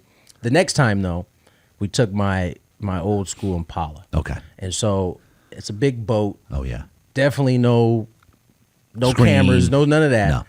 And she was, by the time we got to the second lesson, because she had done some lessons with my wife, she was money. She's money. She was money. I mean, I was like, you can drive this big boat. The rest of the stuff is going to be easy. As you're talking, I'm starting to visualize Jacqueline driving, and I'm horrified. You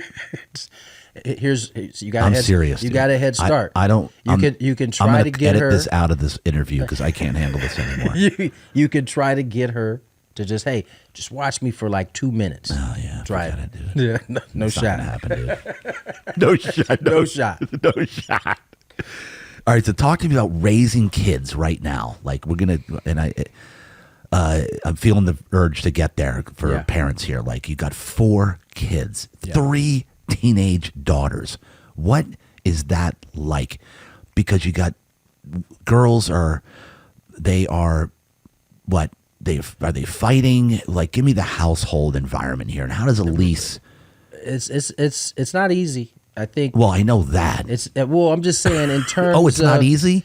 In terms of how complicated the world is, Yeah. It's not. It's an evolving learning lesson, right? Because you don't get a pamphlet, No. you don't get a manual No. on how to do this, and so you're really learning on the fly. On the fly. And I think most people who have more than one child will tell you, when the second one comes, you're far better prepared, right? You got a little bit better idea. Yeah. Yeah. Some of the things that you were worried sick about for Right. your first child kind of fall by the wayside the second time. Yeah. You just realize it's not that important. But our household dynamic is, I would say it's a healthy dynamic. Yeah. I think you got a little bit of a sibling fighting. You got a little bit of kids testing their boundaries. Mm-hmm. And you got to be able to stand firm on what you believe as a parent and what you believe needs to be a part of that foundation I talked about earlier. Yep. and trying to implement it in a way that, again, your kids can digest, that they can bring in, that they understand. And I think you have to do that with the understanding of, for a long period of time, it's going to feel like they don't get it. Right. They don't get it, and that they don't appreciate it. Yes, there you go. And, I think back to myself as a child and the realization of how much my parents were actually doing to set me up for success. It didn't come right away. I wasn't 16 or 17 when I was like, oh, man, my mom and dad, I was off in college when I started to realize, hey, you know what, they did a heck of a job, like, getting me set up. Yeah, they were solid. So that I could be out on my own and survive on my own. That part for parents, I think sometimes is tough to digest in the moment. Yeah. You can lose track of that. It's like, okay, so how are you navigating this? We're going to go here. How are you navigating, you and Elise, right now, phones and social media? Yeah. When did you start? When did you allow them to have a phone? When did you allow them on social media? What are you doing with social media? How are you monitoring it? Give us some pearls here, and I'm saying this, by the way, Tony, because my witness of your family is every single child is respectful. They're kind. They're just solid kids. That's what I'm seeing so far. Yeah, absolutely. And that doesn't happen by accident. I don't believe so. No way. I think, again, I revert back to my mom often because my dad was gone a lot. So my mom had to be both mom and dad at times. Right. And the foundation of faith for me is something that I believe has allowed me to navigate life as an adult. And I want to give my kids the same foundation. Yep. Those things you mentioned, respectful, kindness, those are top priorities in our household. Oh, yeah. Yep. And, they don't always get it right. They're not always perfect. But typically, especially in today's world, you'll know if your kids aren't doing those things. Yeah. Somebody's going to let you know. Correct. Yeah. Yeah. And, that's why I appreciate the kind words about the kids, being solid. Yeah, because solid. I want them to be solid individuals. I want them to be dependable individuals. And that, these are still lessons that they're learning, you can't be 85% in, 15% out. Like, you got to be, it has to be 100%. And I think, we're still navigating. In terms of social media, this has been a hard one for me. Yeah, bro. Because clearly that is where their generation is at. Oh, yeah. That is where they learn in a lot of ways, good and bad, obviously. And so you're trying to navigate what's too much, I don't want to say too little, because in my mind I don't know if there's a too little. But what's too much? Yeah. And I think it's evolving for us. I think there are times where I'm comfortable based on what they're doing, how they're acting, that they can have more. Right. But there are times where, I'm not vibing with how they're acting, and there needs to be less.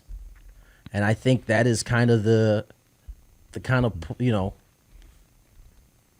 kind of battle you're kind of navigating a little bit. And it's different for each child. And they could all be the same age, and it can still be different for each child. Their personalities, what they're absorbing, what they're able to recognize, not good, some of your children will be able to navigate that on their own. Some of them won't be. Yeah, no way. And you have to figure out which ones can handle it, which ones can't, which ones need to be throttled down, which ones you're okay with letting them have a little more. And how much do you allow them on, what certain apps do you guys okay, you can be on this app? Because right now, let's, see if you're with me here. I'm realizing that they're all communicating on Snapchat. Yeah, I hate Snapchat. I'm going to be 100%. They're all snapping. Snapchat is a dangerous. Jack's like, yeah, they're texting me. I'm like, oh, they're texting you like on the phone. Yeah, no. They don't even do that. No. They're going through an app. I'm not a fan of Snapchat, and the only two kids that have it because that is how their high school team communicates. That's how their high school team communicates? Right. And so I allow it. Not the coach. No, the players. They have their own communication system, I guess. So yeah, Snap is the thing, dude. I don't get it. I'm okay with Instagram. I'm okay with pictures. That's fine. But Snap, I'm not a fan of it. It's weird. It's super weird. Super weird. Post something and it supposedly disappears in a matter of time. Nah, I'm not a fan of it. So for those parents listening right now, Snapchat is an app, and because Instagram is old to them, old school. They don't even bother. Right. When I tag pictures ain't enough. No, nothing. So how do you keep an eye on it? So there's an app we use called Our Pact, and Our Pact, like OURPACT. Okay, Our Pact. Yeah. Okay. And you can monitor each individual app in terms of. So you have it on each phone. Each phone. Each of their phones. Each device. I have it on. Computers, iPads, phones. Yeah. And basically, you can control the amount of hours they're on it. So, for instance, right now, at this current time, they get about 2 hours during the school week. And then I'll up it during the weekend. They get 3 on Friday, 4 on Saturday. And hold on, this is great. I'm glad we're on this one, bro, because I need help. And by the way, let me preface also what you said is how they're acting. Like we can tell, like if Jacqueline starts getting snippy, right? They get a little snippy. You can tell they've been on social media too long when they get snippy. Yeah, because they get like impatient. Whatever is going on in said social media, certainly could be. They could be absorbing that, somehow, some way. Right. So I'm super mindful of those. You can tell. Yeah. Like Johnny, 100%. we just cut Johnny off on the iPad the entire week. Yeah. He can. I promise you, the same thing just happened to Trey. Yes. So only the weekends, because and Johnny, Johnny. I don't know if you've been interact. He's the sweetest. Sweet kid, the most kind thing. Every boy wants him as his best friend. I mean, he's the guy. It's so smooth. But dude, when he's on that iPad for extended periods of time, bro, he becomes this little, like he turns into an aggro little thing. Trey's the same way. Trey loses all concept of feel, time. Yeah, and it's scary. Yeah, it's like, and he's smart because I think he knows he gets lost, and so while he's on it, he's also trying to give the impression that he's good, that he's not locked in on it. So he's randomly asking questions to he thinks he's slick, like he thinks that if I keep them off, like engaging in conversations that they're having, they won't think that I'm dialed into this thing the way I am. That I'm glued to this freaking thing. Dude, this is hilarious. I'm glad this topic. So sometimes he'll randomly say something that has nothing to do. What does he say? With the conversation. So my wife and I, let's say we're talking about Patrick Mahomes or something like that. He'll randomly say something about, Travis Kelce should have caught the ball. Well, Trey, you're not even paying any attention to this game because Travis Kelce is not even on the field right now. But he's trying to give the impression that he's not locked in on that iPad. That is hilarious. That's been a new thing that he started kind of doing here to try to throw us off his scent a little bit. Dude, that is we stop like literally, and when Friday comes, oh my God. They can't wait.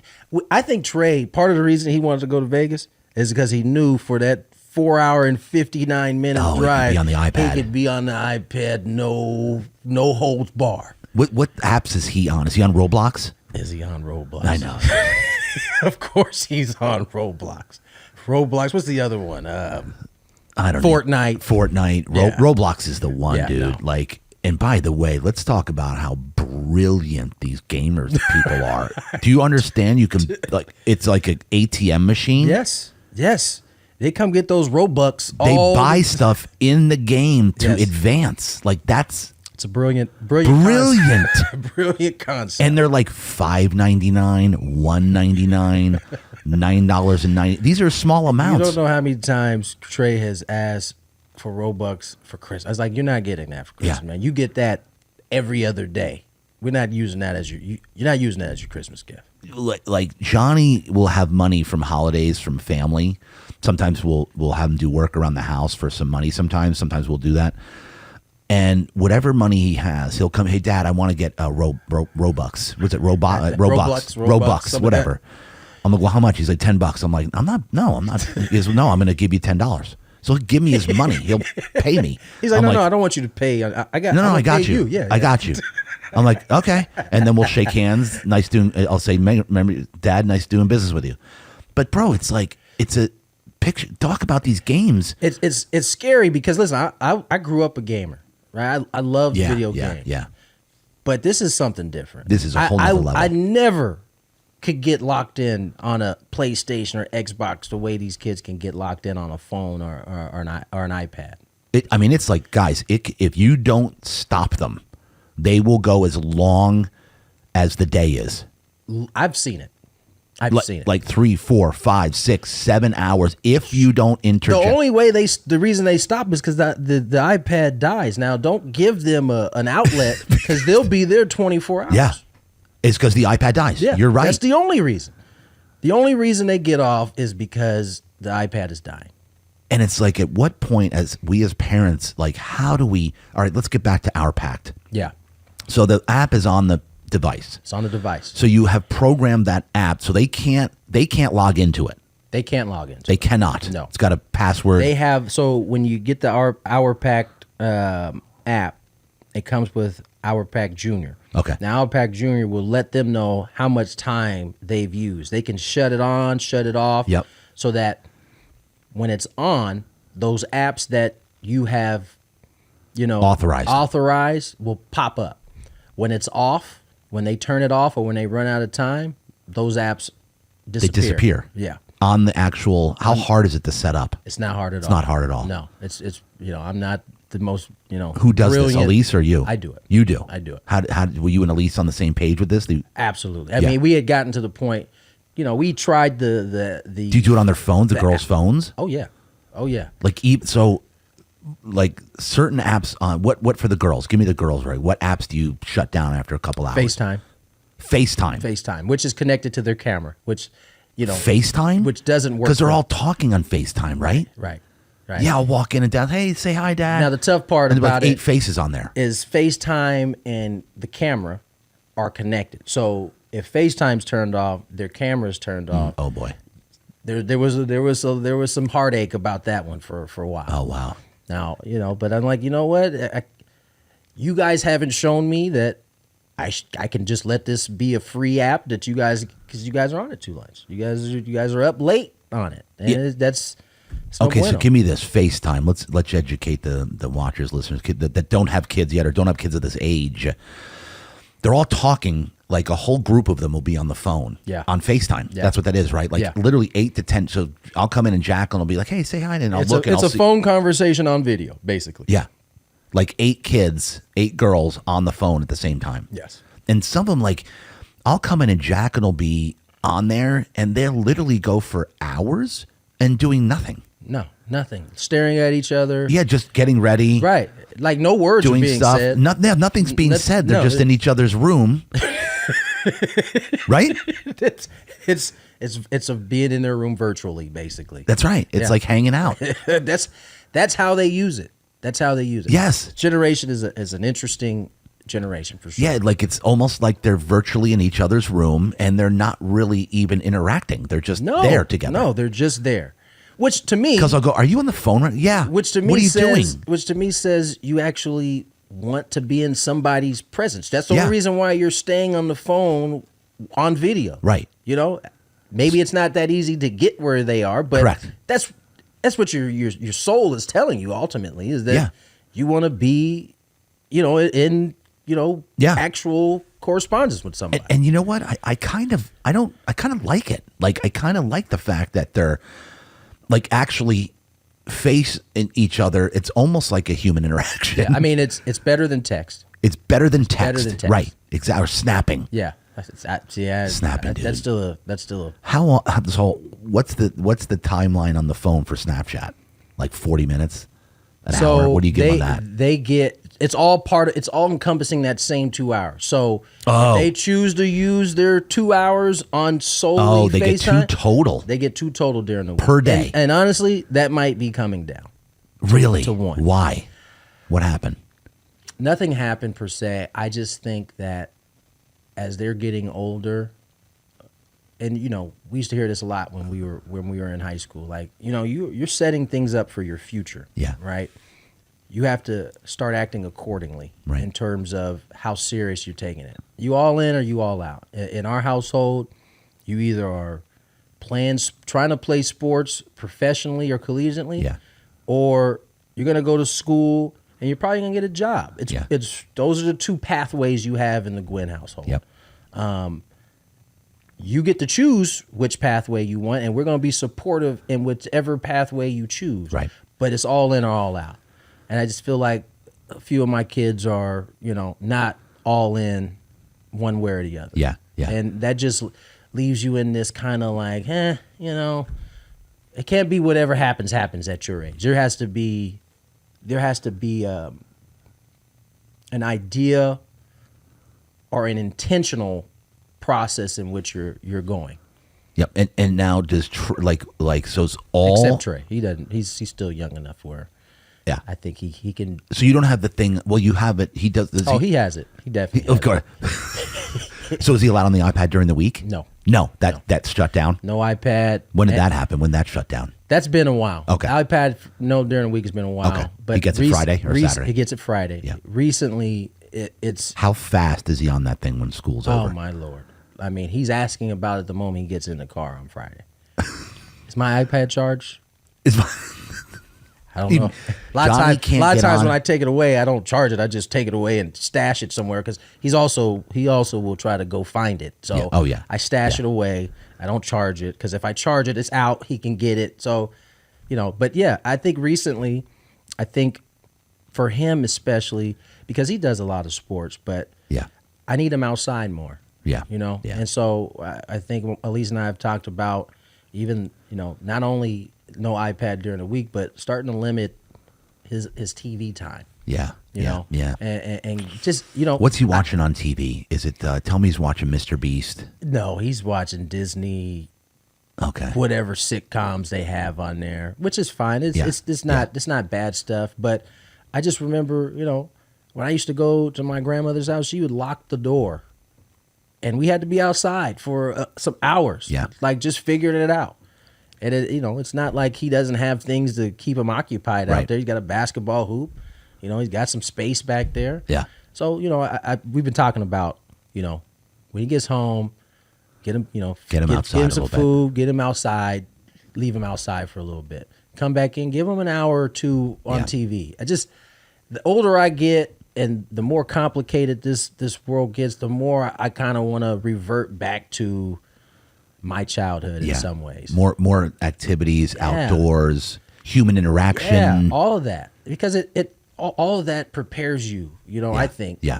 Having interaction and being forced to look someone in the eye when they're talking to you, those things I think matter. Because it's not happening right now. Like less and less. Yeah. How important is that, man? Like think about it. Like what is going to happen with this generation? Like, what are the percentages of kids that are going to turn out okay? It's like, you know what? Because nobody's interacting. They're not interacting. They're in so many ways. They're so much smarter than we were. Yeah. But they also haven't been able to accumulate some of the lessons that we learned. Because a lot of stuff we had to kind of figure out on our own. A lot of stuff is kind of is just known to them because that information is there for them right away. And so in so many ways, as I said, I think they are way ahead of us in terms of their knowledge, but in terms of the application of that knowledge, I think they're a little bit behind. Yeah. And so 2 hours a day. Is this on the weekends too? Only No, 2 weekends hours a you day? get a little bit more. What do you eat, 3, 4? 3 on Friday, because it's technically still a school day. Did they fight this? Were they horrified? Oh, Tell me. they fought it big time. When did you implement all this?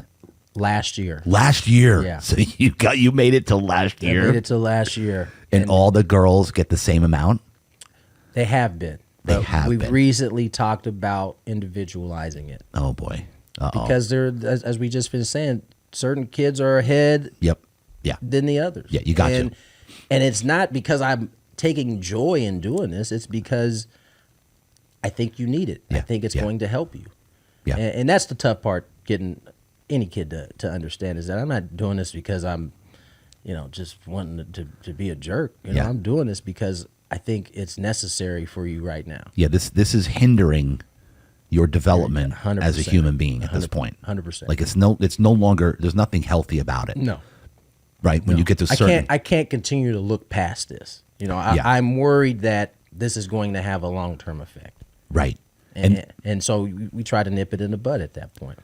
And this topic, dude, it can't be more relevant. I'm telling you right now. We're going to keep chopping this up a little bit because I'm like, because people are asking me, because my kids are very well, they're very kind. And this is what I'm getting, the feedback that I get. I think they are, of course, we're biased, but people tell me this. But we're at the point, bro. It's like, Johnny with the iPad, Jacqueline on the phone, 24/7, pretty much. Yeah. Like where do we go here? How can we possibly get them ready for real life?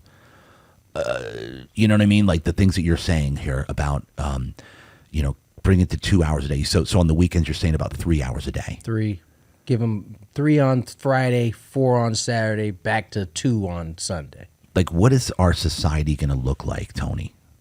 Like, how is this all going to pan out? Like, and because we're adults, Rachel and I, a lot of our business is on social media, so we're on there a lot as well. Yeah. Me too. It is a vehicle that can be used for positive things. Yeah, Everybody doesn't use it for that though. right. And are you capable of filtering out those who aren't using it for something that's positive or for something that is good for you? And quite frankly, a lot of teenagers can't. They can't. No way. They don't have enough life experience to be able to do it, And so that's where we as parents come in, I think. And so, what do you allow more than 2 hours?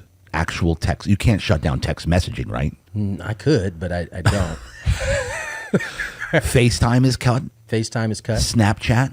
Snapchat. But you allow them on Snapchat I do during their season. during their season. Yeah.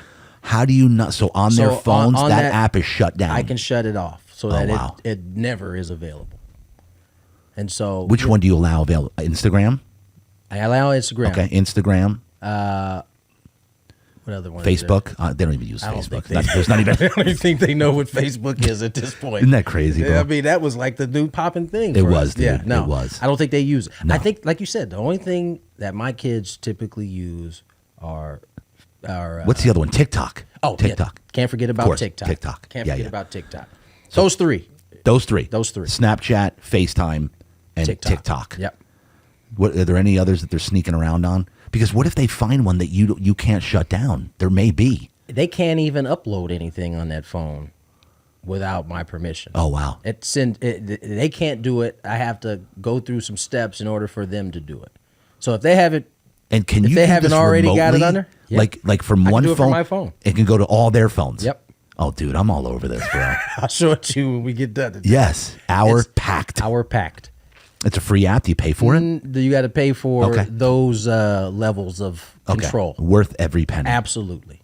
Worth every. It's so turnkey that you can, like, for instance, breaks. We just got done with Christmas break. Yep. I allowed them to have the FaceTime on during the break. During the break.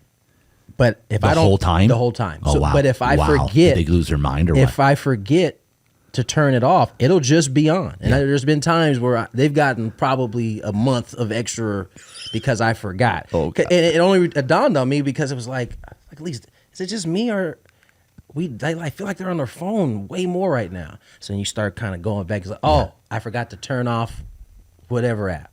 Can you do it on the computer, or does it have to? You can do it on your phone. You can do it on your computer. Okay. You can do it either way. And you're the one who polices this. We both do. You both do. We both do. We have to, because when I'm gone during the baseball season, she's in it. So, unless she calls and her phone is not getting good reception or something, she'll call me and tell me to turn it off. Other than that, we kind of handle it. Both of us handle it. And on that note, how much do you guys monitor? Like, will you go and look at what they're doing? Like, honestly, probably not as much as we should. And that's my answer as well. Because it's a lot of work. It is, and especially because you have to look at their actual device. You gotta look at their device, because you can't do it through our pack. By the way, they don't have their device set up the same way we do. They got all these widgets and different things on there that I can't find anything. Yeah. Most And they're of the just time like right. And so occasionally if they get in hot water enough, we'll go through it together. We'll figure out. You grab a phone. Yeah, let's go. Start going through it. Take a look at what's going on. Right. Now my wife does that far more often than I do. She does. Yes. Okay. And they know she's going to do it. So it could be any random time she feels like grabbing your phone. She's going to ask you to open it up. She's going to go through it. Okay. Teenage girls, Yes. what kind of conversations are you having? Or is mommy having the conversations about? I saw the mouth. Look at you. Yeah, this one was tough. We've had it with 2 of the 3 girls. And I'm talking, you know what I'm talking about. Yeah. Birds and the bees. The birds and the bees. I saw the look on your face. Yeah, we had that conversation. It's a weird. I admire my dad a lot because he used to have this conversation with myself, my sister, a couple cousins that live with him, and it was so like he was so comfortable having this conversation. I'm not comfortable at all. No, at all. I'm not, having this I'm conversation. not either. And Jacqueline, like, even when I start to even talk about anything like Dad, I'm like, listen, and I'll tell her that just whatever you do not send any type of naked type of pictures. That is, it's crazy how the times have changed that conversation. Like my dad never had to tell me, hey, or my sister, hey, don't take any pictures of yourself and send it to somebody. Yeah, because you'd have to take it, you'd have to put it in the mail. Exactly. Yeah. But now, you get it developed. Yeah, right. You got to go to 2 weeks later to somebody who's doing photos, get it developed, all that. It's a long process, right? It's been like a month and a half to get at the least picture to you. By then, it's not even your boyfriend. Right. Which is all the reason why we didn't want you to send it in the first place. Exactly. But that's the conversation we got to have now, right? Yeah. I think it was my wife handled that part. She handled like, hey, at no point, there's no reason to ever be sending anything, because once it's in that's it. It's it. And that will come back. You control nothing at that point. Yeah. And so, that was one of the conversations. We had this last year, actually. Yeah.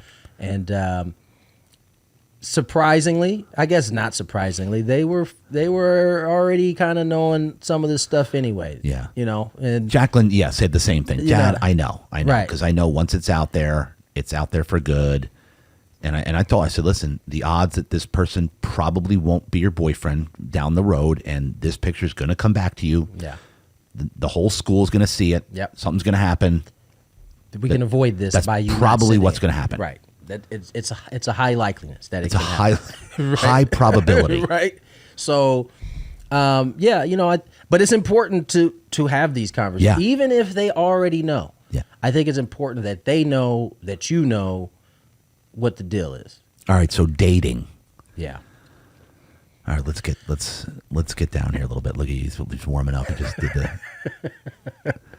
Okay, give me the first in your household. Which one came? Hey, Dad, I got a boyfriend, or I like this boy. They didn't come. They didn't come to you. They went to Elise. They went to Elise. So who is the confidant that they can talk to no matter what? Is it you or Elise?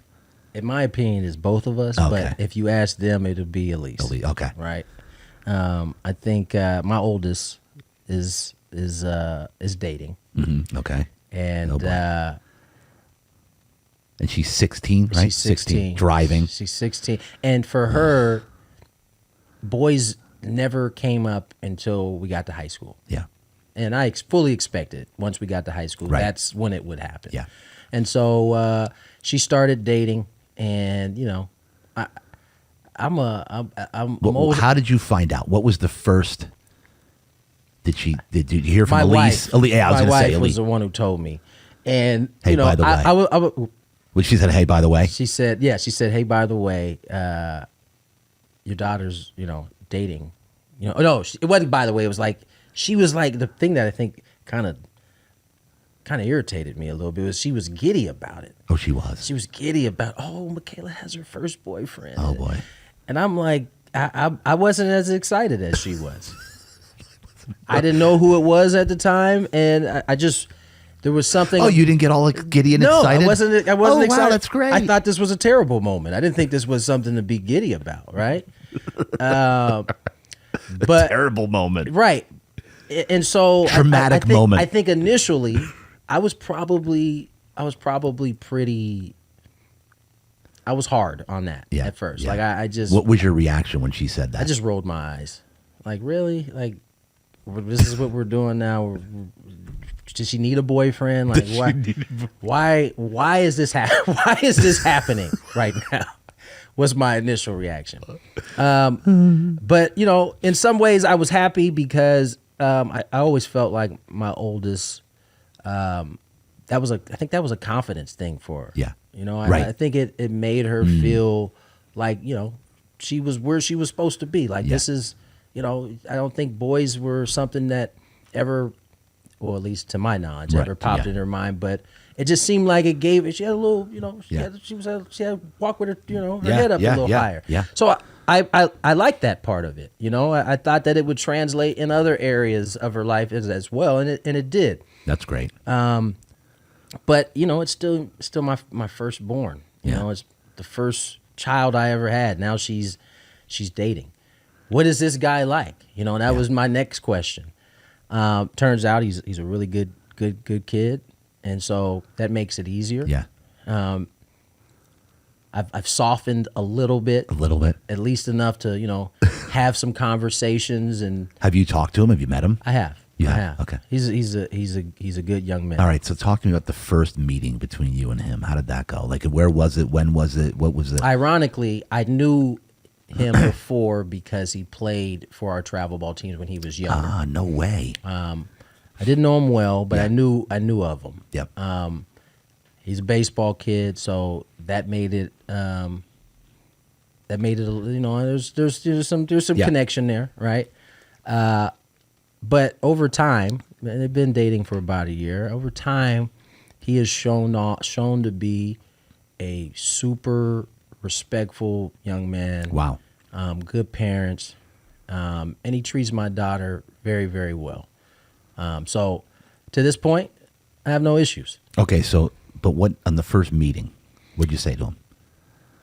How did that I don't go? know that I said anything to him. I think I shook his hand. Did he come over to pick her up? Like, what? Give me the.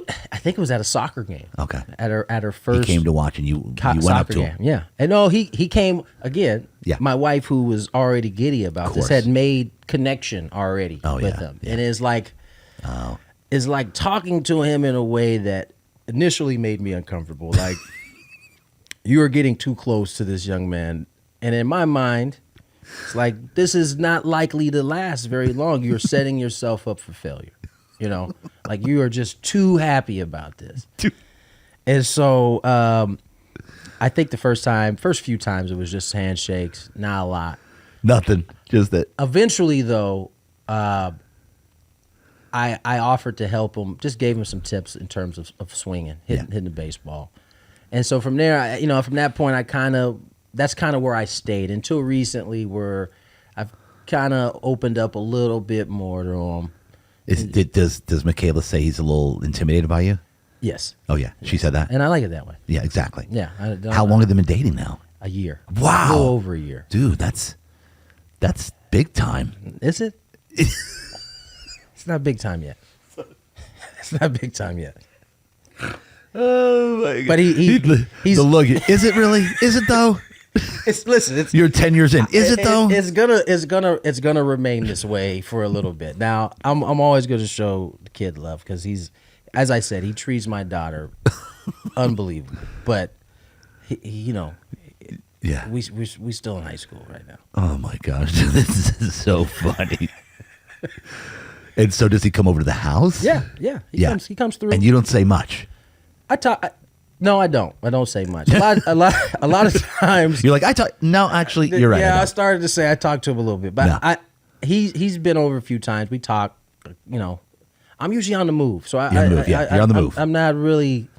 I don't have time to sit down and have chop it up for a couple hours. I don't have that right now, but she's happy. It's going well, and Elise likes him. Yeah. And so Elise. That's really the. I have this hard exterior. Yeah. But if that woman doesn't like you, it's not happening. Right on. Okay. So you trust her discernment without a doubt. Without a doubt. Yeah. And if Elise is accepting him and liking him, then that's pretty much all you need to know. Yes. That doesn't mean that you're going to be tremendously nice to him. Tremendously nice? Maybe not. I'm gonna be good to him though. You're going to be okay. Yeah. You're not going to kill him. No. No, I'm not. I'm not. All right, so talk to me. Keep going here with the parenting because you had mentioned that, especially during the season, how you, as of about noon, you go to do your broadcasting and everything, and so up until like 11 o'clock at night. Yeah, so game starts at 6:30, 6:40, I think, most of the time. Yep. You get done about 9. And what do you do beforehand if you go there early? So from 12 to about 1:45, 12:15 to about 1:45, I'm doing the Gwynn and Chris show. Oh, okay, gotcha. We're recording, we're doing different things, preparing for the show. And how many days a week do you do that? 5 days a week. 5 days a week, and that is strictly talking about baseball. No, all sports. All sports. All sports. Oh wow. Okay. All sports. Yeah. And then I probably get off that show probably around 4, and then I start my prep for that evening's game. Yep. And start, identifying pitcher, what they're doing, hitters, Yep. Matchups, things of that Do a nature. little bit, So I'm little doing study. homework. I'm doing Yeah. homework. Yep. And that's just rinse and repeat every day. Unless there's an off day. On an off day, I'll do the full 4-hour show from either San Diego or wherever we're at. We find a studio. I'll And do you travel like then? Do you? Oh yeah, I travel with the team. You travel with the team. Yeah. So during baseball season, you're not just recording here. No, I'm recording everywhere. You're recording. So you're going on the road wherever they're going. You're going. I'm going. So there are times where you're out of town for 3, 4, 5 days. At least. At least. Most road trips are at least 2 cities. Some are 3. Oh, that's right. Yeah. Occasionally you'll get a 1-city trip, which is like a quick, go there, go back. That's usually on the West Coast. Yeah. But this year we go to Korea in March to open the season. Oh wow. And so I'll be moving on with the team in that capacity as well. And how are you liking this lifestyle and this career? I mean, this is the norm for me. Yeah. Yeah. Growing up with my dad and then my own career, and this is kind of a continuation. In a lot of ways, this is the same career I just finished. Yep. Maybe with a little less stress. With a little less stress. A little less stress. And so what's your favorite sport, would you say, to talk about? Is it obviously baseball or no? Not necessarily. My favorite sport to talk about is baseball. Baseball, okay. I'm knowledgeable. Yeah, the most knowledge there. As I could possibly be. I love watching basketball. I love watching football. I mean, I can pretty much do those 3 all day long. Love it. And be like Trey, not blink, not get up, not do anything. And by the way, speaking of the Bengals, so the team that I coach, and I actually chose the Bengals, by the way. I was the one who chose them. Why? That's a good question. That's what I was getting at. Why? The only reason, there's one reason, and there's one and only reason, one and one only, whatever that. Yeah. There's only one reason, because I like the color scheme of the uniforms. Fair enough. It was Fair the closest enough. thing to red and black. Which are your colors? Which are my colors, my branding colors, orange and black. Yeah, nobody else has those. I always liked the orange and black. In fact, when I was a kid in high school, I had an orange car. My mom bought me this freaking car. It was like $500. It's a Dodge Colt 73. I'll never forget it. This is 87, 88, my first car ever. 1973 Dodge Colt, and it was a freaking piece of crap, but it was the best car ever. Orange, bro. Full? And so we pull in the parking lot of the car thing, and she goes, all right, I'm like, Mom, don't tell me it's the orange one. Just wait. I'm like, Mom, it's the orange freaking car. What are you doing to me? Just wait till you hear the stereo. What are you doing? Wait till you hear the stereo. Because she knew I liked music, so I always had music blaring. Back in the 80s. Oh yeah. Just listen to the music. Just listen to the radio. Wait till you hear the radio. I'm like, Mom, it's the orange car. How can I started like almost crying. I'm like, and she goes, just wait till you hear the radio. So I get in the car, in the freaking orange car, right? I sit in there, and I turn. It had this booster thing. So she goes, just turn the booster on. So the guy said, turn the booster on. So I turned this booster. All of a sudden, bro, this thing was like, oh, bro. I'm like, oh, all right, I can work with this. I can work with this. I can do this bad. So my friends and I, we couldn't really afford to do like a paint job on it. So why don't we just make it so it's not serious? So we put Bengal stripes down the one side of the car. That's definitely not serious. Yeah, and on the other side, we put a black bat because I was obsessed with Batman. So I had a bat on the right door. And then at that point in my high school, it became infamous for the Batmobile. So you had tiger stripes on one side. And a Batman. This is a true story. And a black bat for Batman on the right door. And I had my football number on the hood. So on the hood was, and I put stripes down the center, and I had the number 20 on the hood of my car for my football number. Yeah, this is a true story, like bro. A Frankenstein car. And it became infamous of the Batmobile. And I'd park it up on the hill, like on the grass. I did all sorts of stupid stuff. And I was the one who drove on the weekends. And the car never shut down. Like even in the winter, like it's brutally cold in Jersey, all my friends' cars, whose parents gave them these beautiful cars, were breaking down. The Batmobile never broke down. No matter how cold it was, it started. It was unbelievable. Anyway, how did I get on this? Oh, the Bengals. The Bengals. So the Bengals. That's the only reason I chose it, was because I liked the color scheme. It reminded you of your childhood car a little That's bit. it. I guess so. Well, you got my son hooked, so you have no idea how much I love hearing that he's obsessed with the Bengals. Loves them. Because when he first came on the team, I'll never forget Trey. Do you remember this? I don't remember if you were at his first game or not. No, I don't remember. I wasn't, but I got the video. But you heard. Yeah. The first time he touched the ball in a flag football game in his life, he scored a touchdown. To the house. Yes. Took it to the house. Yes, I that video went around my family circle for a good little while. Because there's a bunch. I have some family that love football. Yeah. I got a cousin that played at Nevada. And I will never. As soon as I sent that video, that was all they needed to see. I told you he was going to be a football player. Like that's the first time he touched the ball ever in a game. Yeah. And we had practiced maybe 2 or 3 times at that point. And then he played his first game. And the thing about Trey is he's not the fastest dude on the team. Nope. But he's got these moves, man, these natural little side to side. And first practice back after I think he's been gone for a couple seasons, maybe even 2 or 3 seasons. First practice 2 weeks ago, 3 weeks ago, whatever it is. I do this thing where I do a drill and I throw them the ball, and then they come at me and they got to give me a move. Like, all right, then you're going to come at me and give me a quick little juke move. And he laid this move on me that was like Cash-like. So him and Cash is he's a dude. He's a beast, dude. Yeah. And nobody has moves like Cash at this point. No. Like the way I don't think anybody moves like him. He's like Barry Sanders. Yeah. Like, it's unbelievable. But Trey hit me with a Cash move. Like, I'm like, whoa, bro. I'm like, ooh, man, I'm glad you're back, dude. You're right. He's not the fastest, but he's nimble. He's got these some moves, man. He's got a little thing that you can't teach. No, you can't. Like, I can't. Agree. I'm trying to teach these kids how to do this. You can't teach it. No. It's not teachable. He's got a little natural wiggle to him. So anyway, big shout out to Trey. Now let's go back to the family here. Yeah, I want to keep talking about family because and I didn't know the way this interview was going to go. Obviously, we were going to talk about baseball. That's obvious. But I think family is such an important topic because we're in a day and age where the nuclear family is being attacked, which is a family unit that's together and values and core values and both parents in the house. But so, and with you guys, as I've said a couple times, all of your kids just seem to be so kind and respectful, and there's obviously something really great going on there. So talk to me. I want to give a shout out to Elise here. Yeah. You mentioned this about how important her role is in this family and keeping it together, because especially when you go on the road. Yeah. Talk to me about. It's a different, it's definitely a different lifestyle in terms of that family dynamic that you speak of. Yep.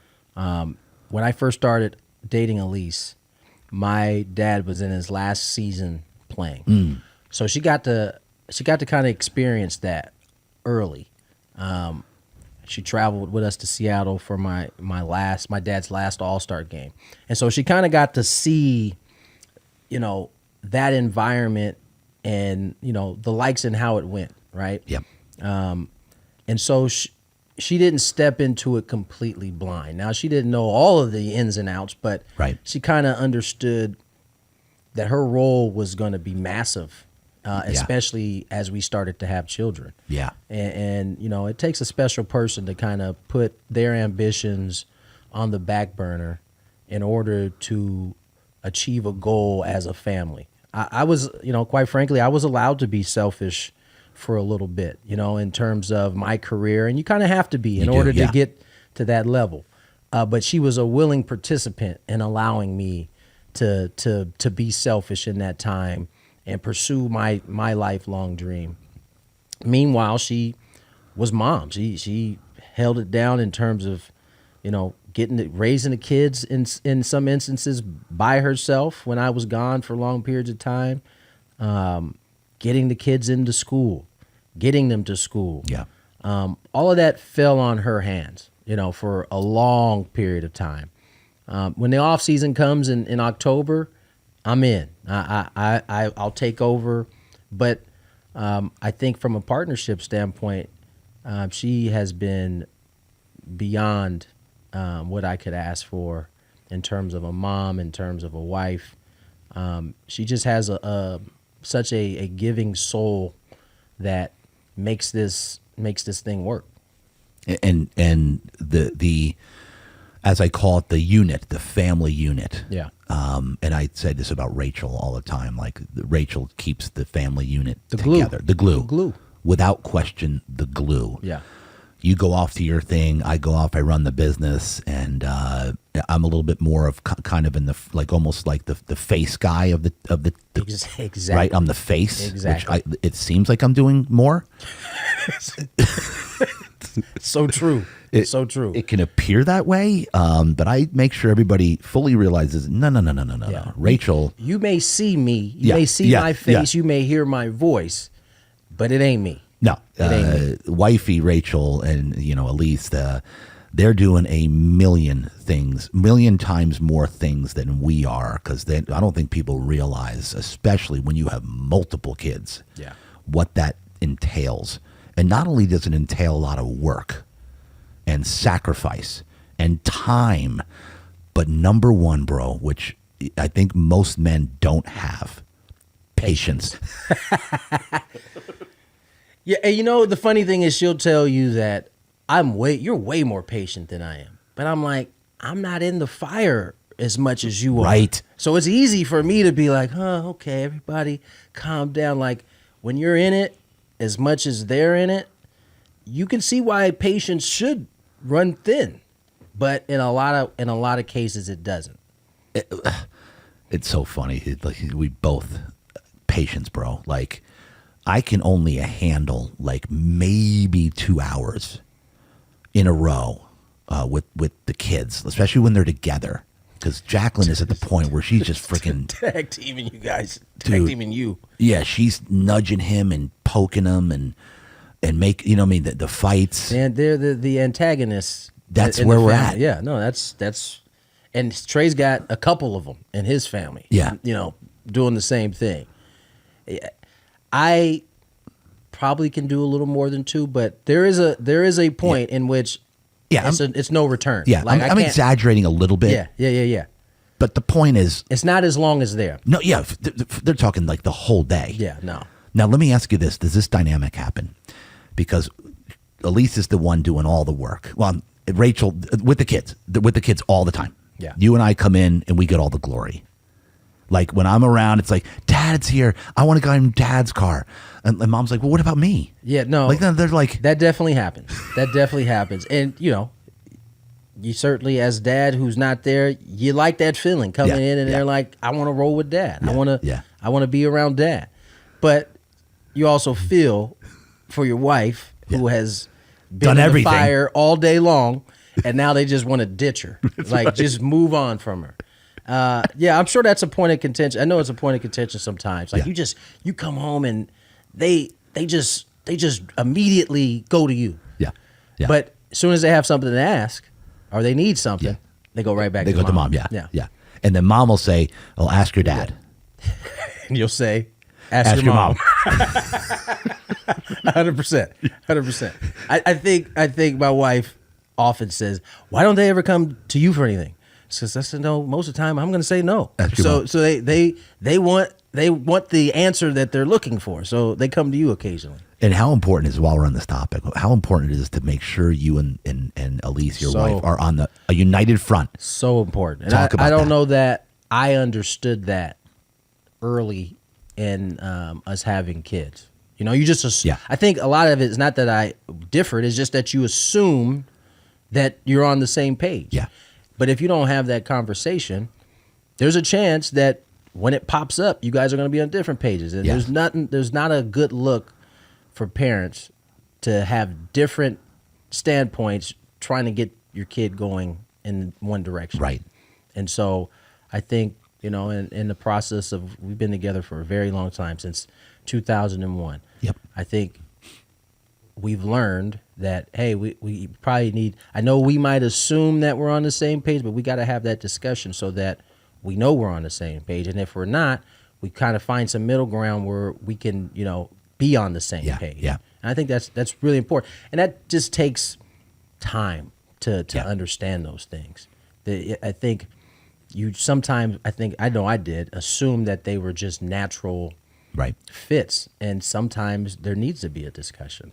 And the most important thing is that they see, like, you may not agree with what Elise is saying, or Elise might not agree with what you're saying or telling them to do or not to do, but you can't disagree in public in front of them. No.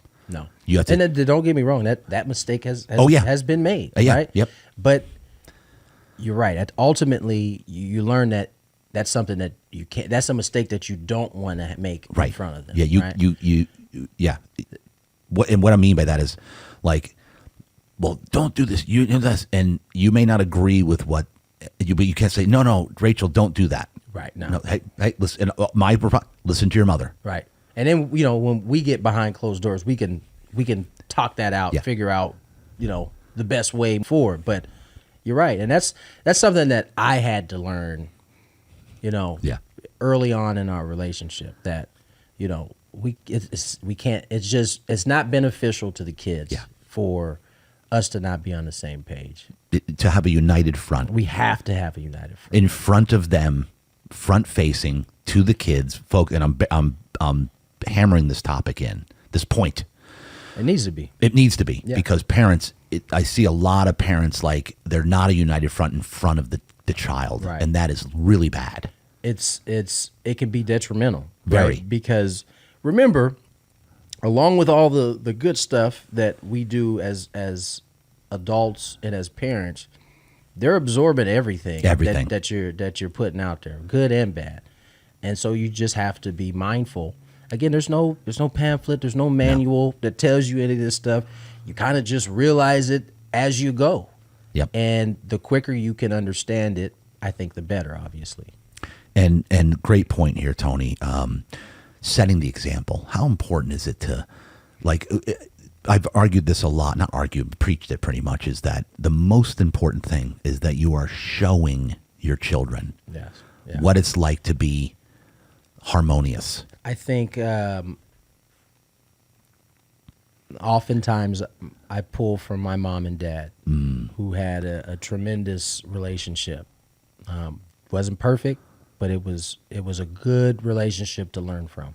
Yep. And I think about my dad and how he set the example and a lot of things he did. And I can remember him telling me, listen, I don't always want to do the things that I have to do, but I need to do them because it sets an example for you. My dad, I never saw, unless my dad was hurt, and even when he was hurt, never saw him miss work. He got up.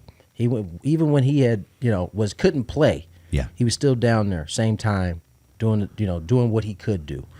And that's an example set. I don't know that I realized it at the time. Yep. But being accountable to your employer, your spouse, your kids, whatever it is, yep. accountability, that's an example he set. Honor, another example he set. Loyalty, another example he set. Now, loyalty needs to go both ways. It's not one-sided, but my dad had ample opportunity to leave San Diego to go to, a more financially pleasant spot to be in, but he was loyal to where he was. Family was so important. He didn't want to be away from his family. Yeah. I was unique. A lot of guys who play, professional sports, they live somewhere in the off season, and when the season comes, they move to that place. I was lucky. I lived where my dad played, so I probably got more of my dad than most kids in my position because we were playing in the city we lived in. And so that's something I learned. I tell this story too a lot. When my dad reached free agency before he retired, he had a chance to go join the Cleveland Indians at the time, Guardians now, in free agency, a team that was likely headed to a World Series. And I begged him to go. Begged him. Like, dude, you only got a few more years left. Yeah. You might as well go chase winning a ring, championship, right? You never won one. And he, as we were sitting here just like this, he's shaking his head like, yeah, it's a good idea. I get to school maybe a couple of days later, and I hear, oh, your dad re-signed with the Padres. And here I am thinking, this guy had me thinking he was about to sign with the Indians. But the lesson that I learned, that was maybe 99, 2000. The lesson I learned 7 years later when he goes into Hall of Fame and he's able to wear one hat, he didn't change to a different spot, was, he's one of, a few players to ever play his entire career, Hall of Famers at least, to play his entire career at one team. That was of value to him. That was important to him. I didn't understand it at 16 when I was trying to convince him to go to Cleveland. Yeah. Not to mention, playing in San Diego, playing in Cleveland is probably a big difference for him. But I learned that it made sense, 8-9 years later, why he made the decision he made. And that was a lesson in itself. You happy someplace, even though the financially might be more appealing, there's more to it than that. A lot more to it to that. And this is an amazing story, man, because I don't even think you probably can even fathom what that impact that specific one thing had on you. Because not at the time. Right. No shot. It was completely over my head. Yeah. All I'm thinking about is championship, get a chance to make more money. Yeah, the shiny object. The shiny objects. Which is what a lot of us... That wasn't what what his desire was. No. Excuse me. Wasn't what his desire was. He had core values, one of which I know was family. Without a doubt. And because of family and not wanting to uproot for his selfish reasons, whatever, the shiny object, the ring, which he definitely deserved. 100%. Nobody would have faulted him for doing it. Nobody. His family, Major League Baseball, fans. I get it. Nobody. But for him, that wasn't it. That lesson alone, man, that you're bringing this up, that lesson alone was probably one of the best things he could have ever shown you. Yeah. Like showed you, hey, this is what loyalty is all about. This is what family means to me. And that's the other thing about being a parent, is a lot of times we don't think a message is sinking in or is not reaching our kids, and it may not at that particular time. Right. Give it some time to kind of marinate a little bit. It'll eventually. Your kids are absorbing far more than we think we are. We Far think more. they are. Oh yeah, far more. Even if they don't, even if it's subconsciously for them, they may not even be able to regurgitate anything you said to them. But there'll be a time, 5 years, 6 years from now, they'll come back to you, and they'll be able to repeat what you said 5, 6 years ago. I know because I did the same thing to my dad. Wow. Think about that, man. And I'm glad we're hitting this home, man, because folks, parents, what you're doing, the way that you're operating is everything. Because kids, talk is cheap. Kids don't hear. They're not going to listen to what you're saying. They're going to model what you're doing at the end of the day. Think about us as we've grown, right? When you're younger, you tend to see more with your eyes than you tend to hear. Right. As you get older, you hopefully are hearing more with your ears versus seeing more with your eyes. Or you're at least able to put the two together. When you're that young, you're just not retaining. No, at least you're not hearing it. Doesn't mean it's not sticking, but you're just not able to hear it the way you need to. But as you get older, you start to, if you're aware of, of those type of things, you start to hear it. You start to listen a little bit more. And you said it. You said subconsciously. Yeah.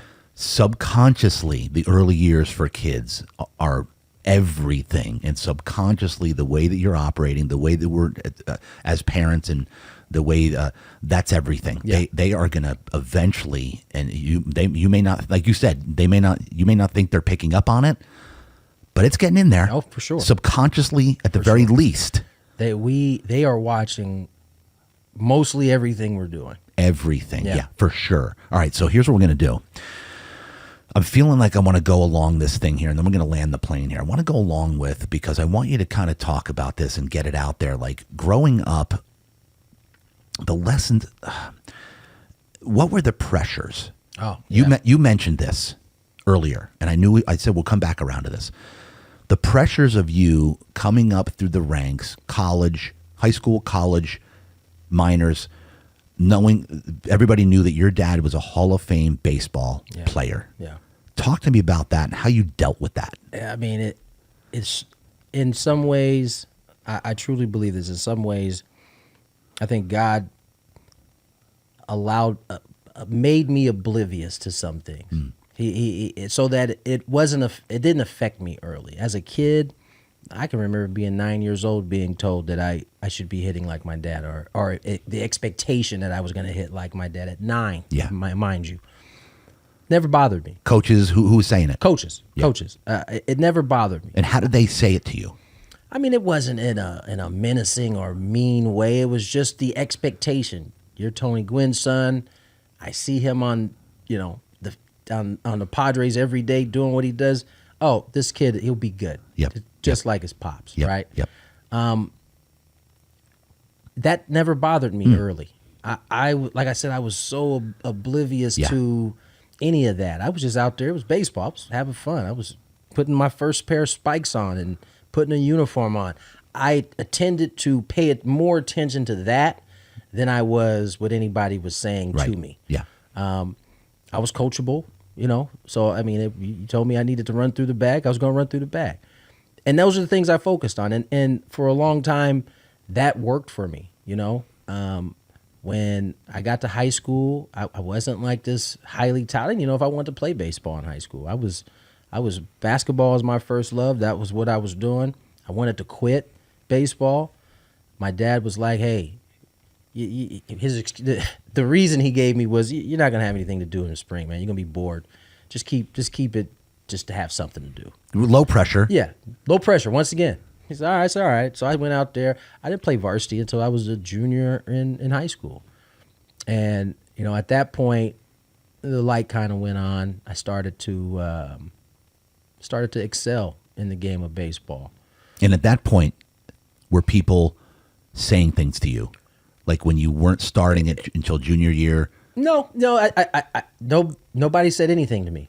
Nobody said anything, and maybe that was a good thing. Yeah, yeah. You know, I played freshman my freshman year. I played JV my sophomore year, and in my junior year, I got an opportunity to play varsity.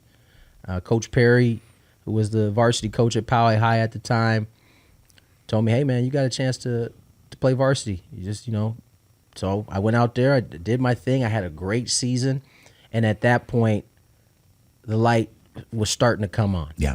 Like, all right, well, not going. It doesn't seem to be going the same way in basketball as it is baseball. I got invited to a showcase. I did really well, and then college letters started coming, and at that point, it was like, all right, I'm not having this same experience in basketball. Right. I'm having it in baseball. Maybe this is what I need to do.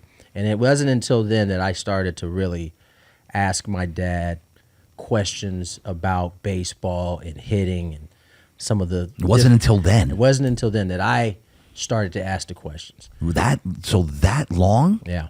I mean, I was around it. Don't get me wrong. I was around the game. I told you I started going to the field with my dad when I was 9 or 10, but I didn't really start asking questions until I got to that point. Was he coaching you though up to that point? No, my dad was against coaching me in terms of no way. In terms of he team never sports. said, "Here's how you hit, swing." Very rarely. Were you lefty or did you bat lefty? Okay, I bat lefty.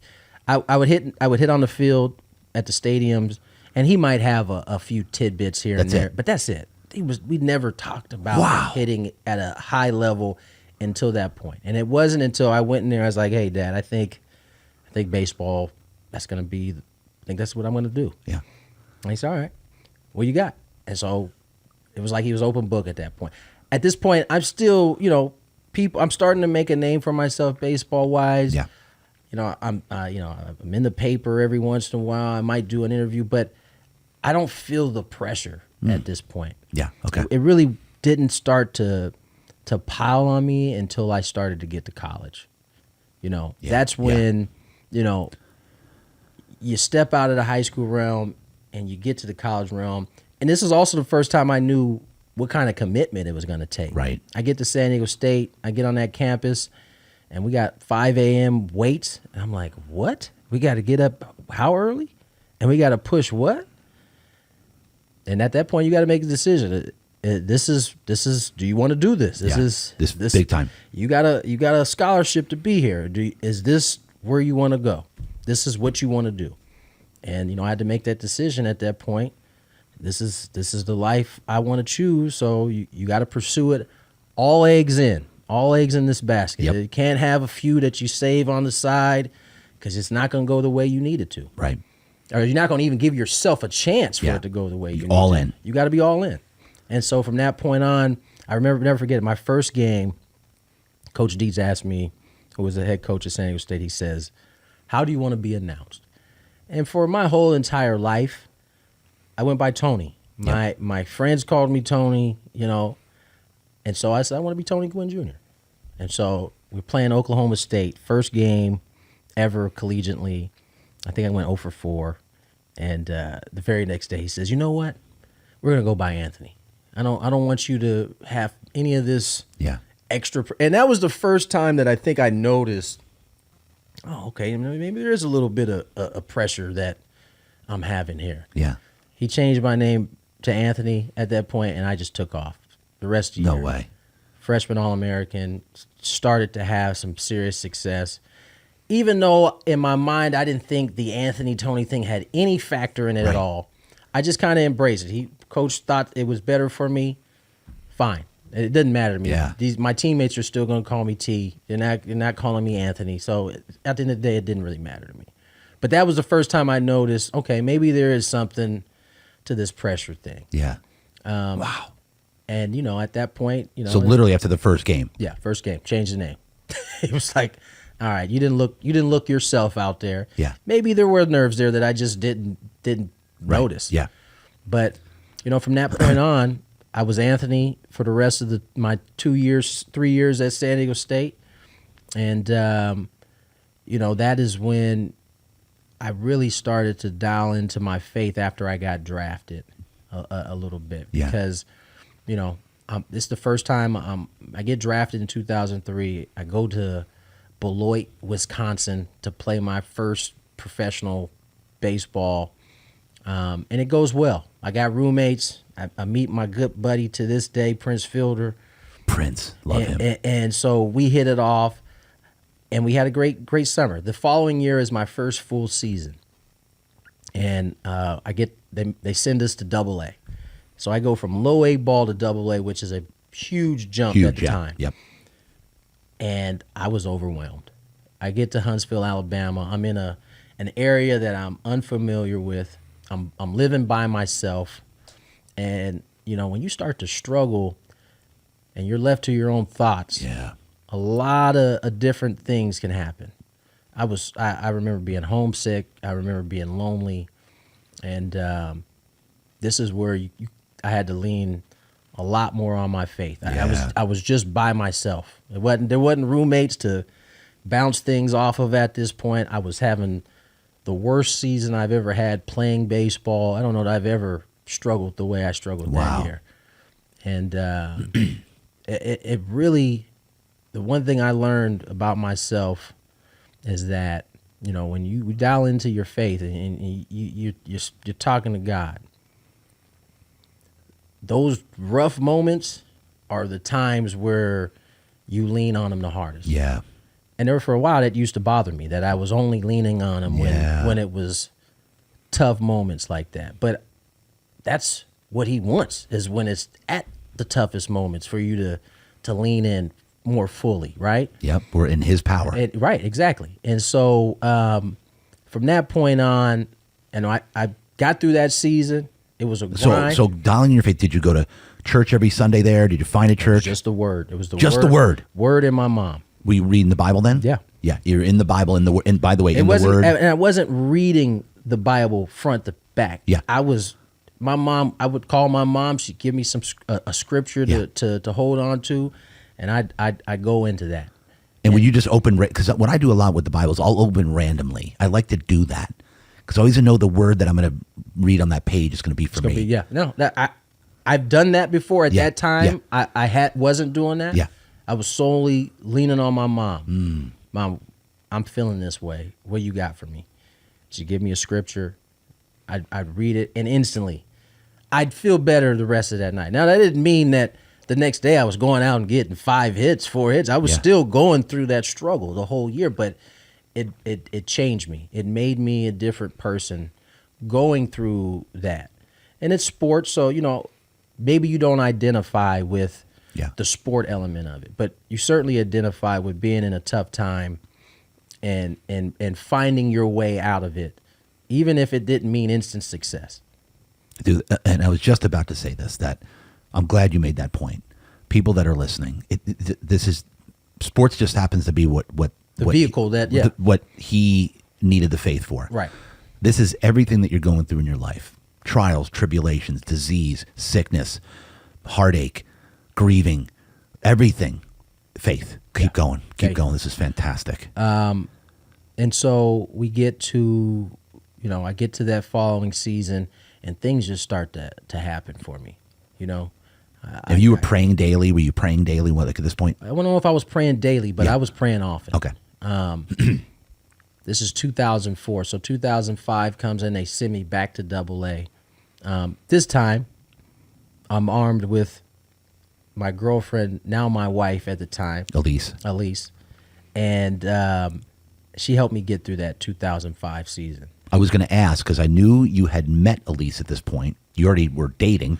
We were off and on from 01 to like 03. Gotcha. And then okay. 04 on, we've been thick as thieves. And then 05. She comes into my life. She comes into my life permanently. And I had a much better season in 05 than I did in 04. 06, they send me to AAA, and I only spend a half season there before I get called up to the big leagues. Beautiful. How big of an impact did Elise make at this point? She made a huge impact. I don't think I understood the impact. I don't think she understood the impact. But having her just stability. Yeah. For me.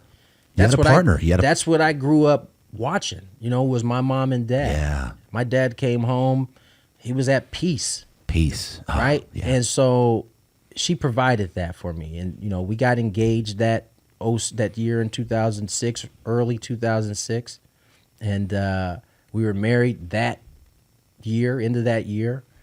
And it seemed like from that, things just kind of took off from there. I got called to the big leagues in 06, did really well.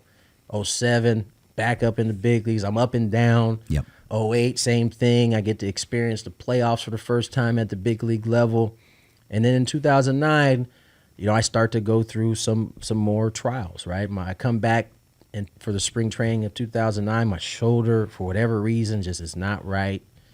And I'm in the last year of my option year, which means a team has basically a chance to protect you on their big league roster, right, or you're available to be taken by any team. Yep. But I was hurt, so no team was going to take me. Brewers didn't protect me, so I ended up starting that year in AAA in 2009, and it was a low point for me. We had just had Jordan, my middle daughter. Yep. And I just was at another rough spot in terms of my career. And so I got sent down. And when you get sent down and you've been in the big leagues, you got a decision to make immediately. Am I going to come down here and just get to work, or am I going to be irritated / pissed off that I'm not where I think I should be? One thing that I've always been blessed to have is an honesty with myself. I knew I was hurt. I knew I didn't belong on that team. And so my decision was, I'm going to go down here, I'm going to work, I'm going to figure it out. I'm going to get myself right. I did that, and in May of that year, I got traded here to San Diego. And that was like a dream come true, right? I mean, I've grown up here my whole life. I actually got the phone call from my dad, which is extremely unusual, right? Usually you get that phone call from a GM, somebody who's in the organization. But I'm sure my dad asked to be the one to deliver that call. They let him deliver it. And it was pretty sweet to find out I'm coming home to play for my hometown team. That was a really cool experience. So tell me about the phone call. Like, hey, Dad, what's up? Hey, what's up, man? What's up, son? We're in Portland. Ironically, we're getting ready to play the AAA Padre team. And so I get a call. I'm down at breakfast with a teammate of mine. And, my dad doesn't usually call this early. So I'm like, hey, what's going on? He's like, hey, you sitting down? I'm like, yeah, I'm sitting down. What's up? He's like, you've been traded. Like, you can hear like his excitement. Now, this is my first time ever being involved in a trade. Right. I don't know what the protocol is. Like, I know that it's unusual for your dad to be calling you to tell you you've been traded. It usually comes from somebody in the front office. Yeah. Meanwhile, my manager is maybe sitting a table over from me. And I'm trying not to, like, show anything because I don't know if I'm supposed to know about this. I'm not trying to get the trade, like, taken apart because I found out too early or something. That's what's going through my head at least. And so he's telling me this. I'm trying to keep my cool. I hear his phone, my manager's phone, ring maybe 5 seconds after my phone rings. And he's talking. For whatever reason, I'm like, I wonder is that the call to let him know I've been traded? And so I'm like, I listen to my dad. I hang up the phone. I continue my breakfast. So your dad told you you're coming to the Padres? My dad told me I was coming to Padres. What was your reaction? I was pumped, but I didn't want to show that because I didn't want my manager to ask me who was a table across from me. Yeah, okay. To ask me what I'm so excited about. So I hang up the phone. Was your dad fired up? Oh, he was pumped. Was he emotional? He wasn't emotional. Okay. But he was. You could. Did Dad ever get emotional? Yeah, he got emotional. Okay. But you could tell. You could hear the excitement in his voice. Yeah. And so I hang up the phone.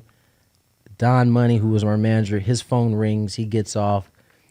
And he looks at me. He says, "Tony, come here." So Don Money calls me over. He goes, "Listen, man, I just want you to know you've been traded." And I said, "Oh, really? Where have I been traded to?" Obviously, I already know where I'm going. Yeah. He goes, "You've been traded to Padres." I was like, "No kidding."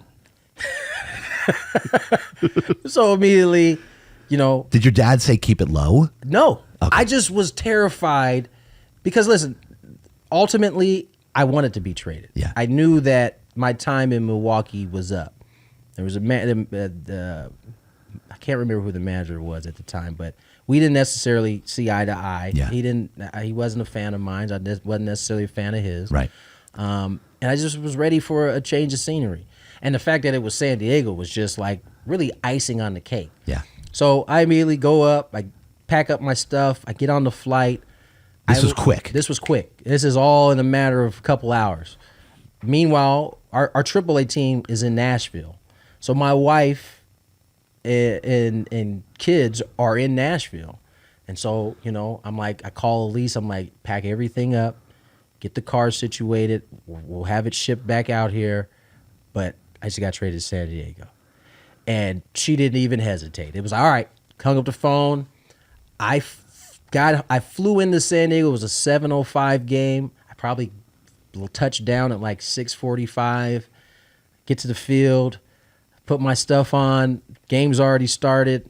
I ended up coming in that game. I walked. We ended up having a walk-off win against the Giants that year. Yeah. And it was a roller coaster ride. But wow. that 2009 season ended up being my best big league season. I was there pretty much from May on, and I played well.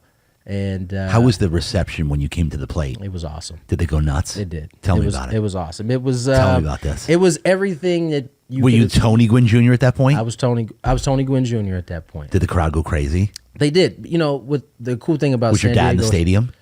He was doing the game. My dad was the broadcaster at the time. One of the cool things about the city is that they've gotten a chance to see me basically grow up from a little guy around the field to the point where I walk up to the plate.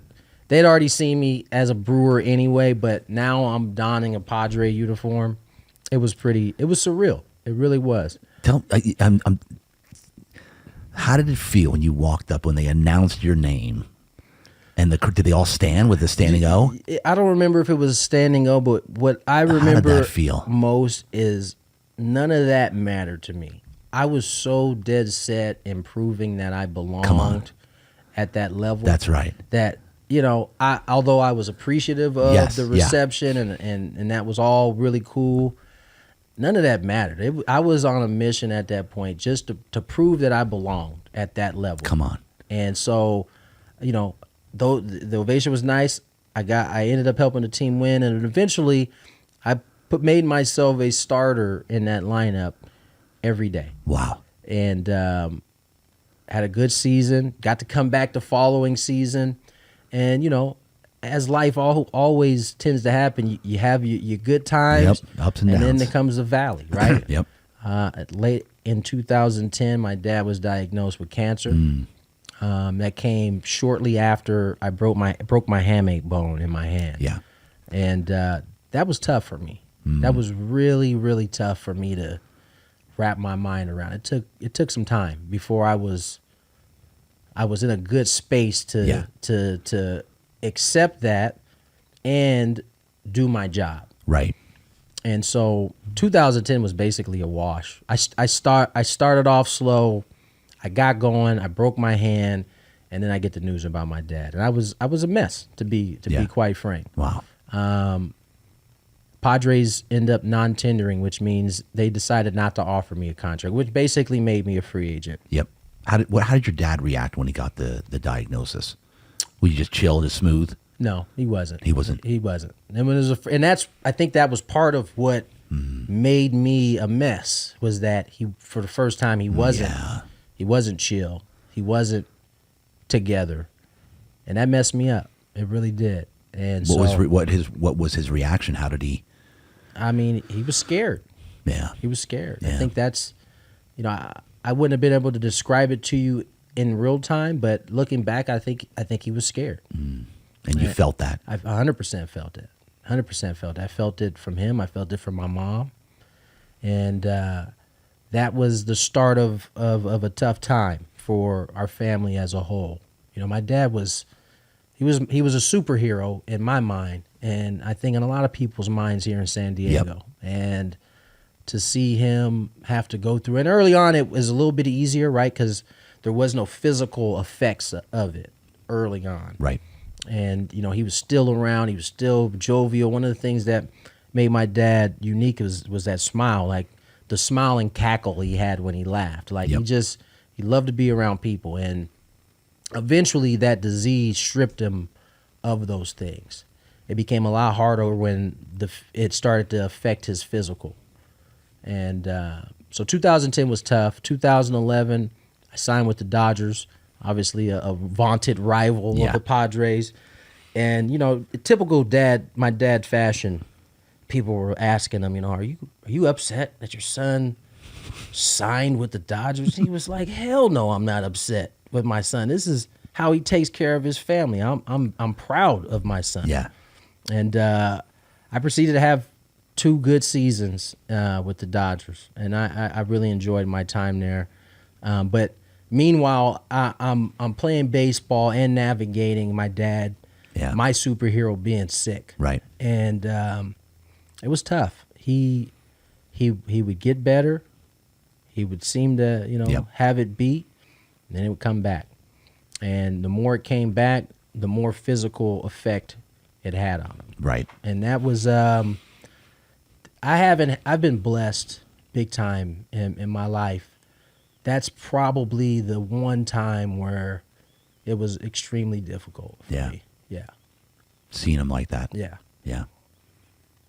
And how was his attitude? Still always positive? He was still positive. I think in a lot of ways he didn't want me to see him in that kind of light, you know? Yeah. And excuse me. Yep. Especially by the time we got towards the end there.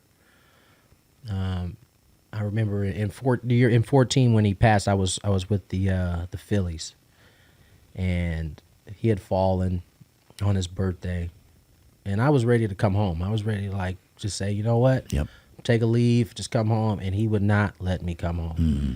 And I look back on it now, I think part of that was because he knew he didn't have much time, and he didn't want me to see him in the state that he was in. Yep. And, you know, for a long time, I beat myself up over not coming home. But then I started to, you know, my wife helped me understand that it was, I don't think he wanted you to, your last memory to be of him in the state that he was in. But yeah, that was a very difficult time for my family and myself. I'll bet, man. And there's no doubt he didn't want you to, you know, that's the last thing he wanted you to see. For sure. And so that you know, that took some time to get through. You know what I'm saying? It wasn't even something that you can't really navigate grieving. Like it just comes as it comes. And it took a while. Yeah. There's still times where it can be difficult, but To this day. But I navigate it better now than I did early. What would you say? What's gotten you through? That's been the most thing that's been able to. My family first. I think that's, you know, in the physical at least. Yeah. My family is the first thing. I see a lot of my dad in Trey. You know, the way he moves, his mannerisms. It has a lot of. You couldn't convince him that my dad is not over him. Yeah. You know, and so, but obviously I always lean spiritually. I lead on my faith. You know, having those conversations with God and being able to just talk out loud sometimes. Yeah. It can be it's therapeutic. Do you ever hear from Dad? Do you ever get any In word different from ways. In different ways. When it's funny when my son was born. By the way, I had 3 girls. Yes. You're not, once you start having that many girls, you're not supposed to have a boy. I know. Right? I'm convinced that part of the reason my dad isn't here is the reason Trey is here. Yes. And when he was born at Sharp Hospital, I'll never forget this. You didn't know the sex ahead of time? Or did you? No, we did. Okay. We did. Okay. June 30th, Trey is born. Before he, you know, greets us, my wife is in labor. And we're both sitting there. She hasn't gone into labor yet. We're just kind of in the room. A hummingbird comes up to the window. And I promise you, this hummingbird was there for a way longer period of time than I can ever remember a hummingbird being at. I mean, he's just at the window. And my wife and I look at each other. There was something we had read about hummingbirds. Yes. Not that much. It's a thing. Yeah. And the fact that that hummingbird was there, I just felt like my dad's was over us, was watching this happen.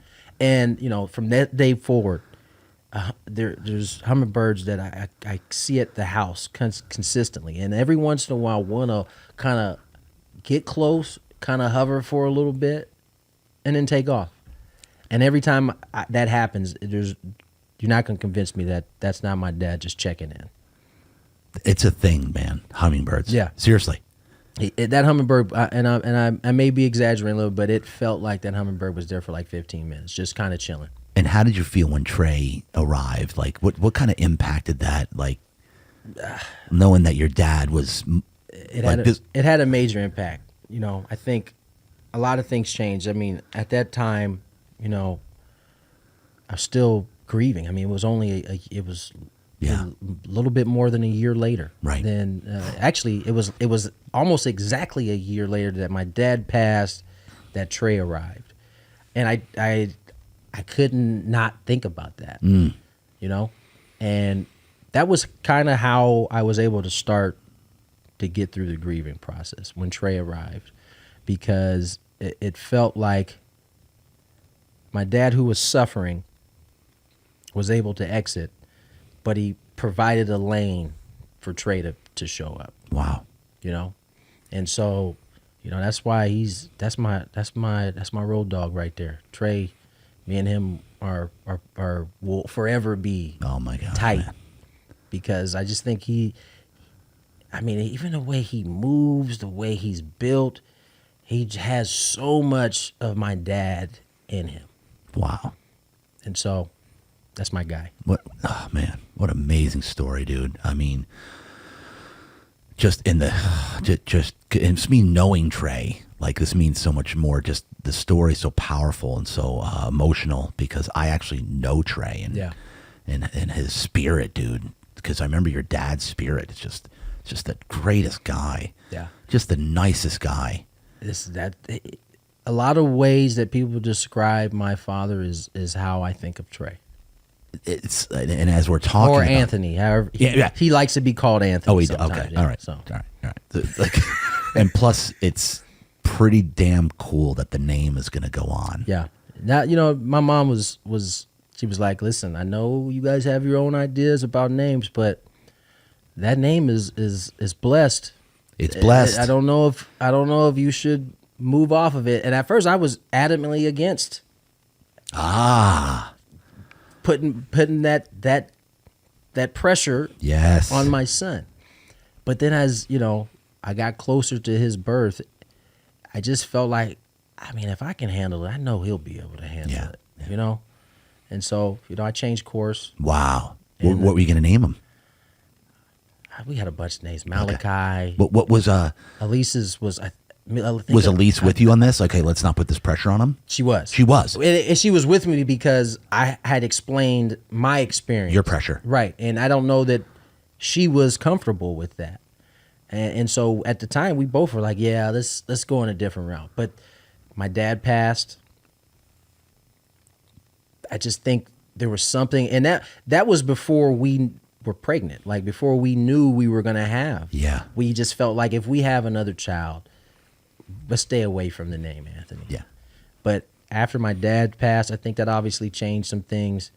And then when we found out it was a boy, it almost felt like this was supposed to happen. For sure. You know, we would be making a mistake if we didn't name him Anthony.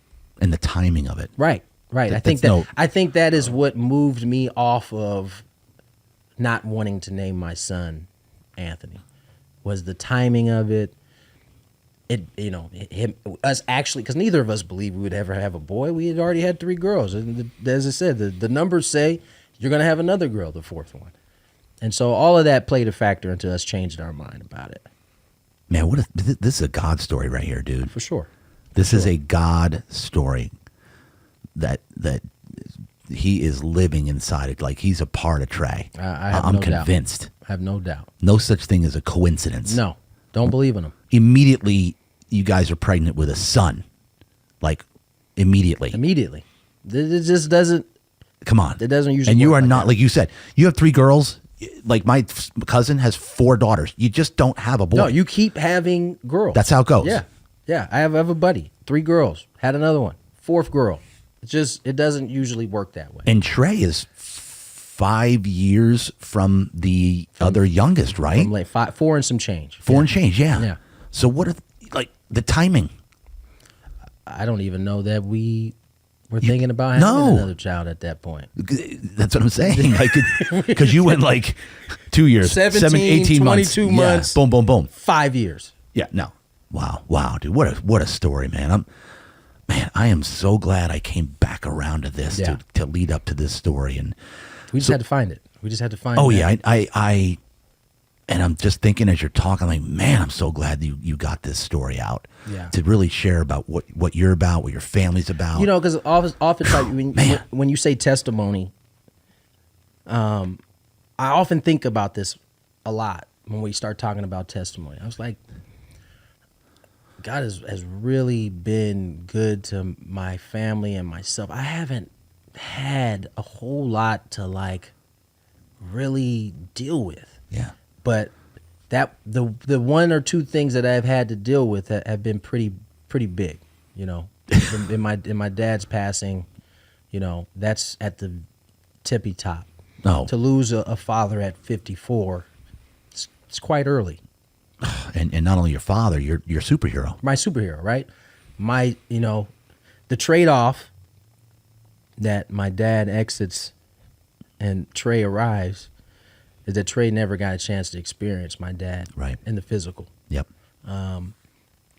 And occasionally he'll ask, he'll say something along the lines of, "Man, I wish I could have met Papa," and it like, yeah.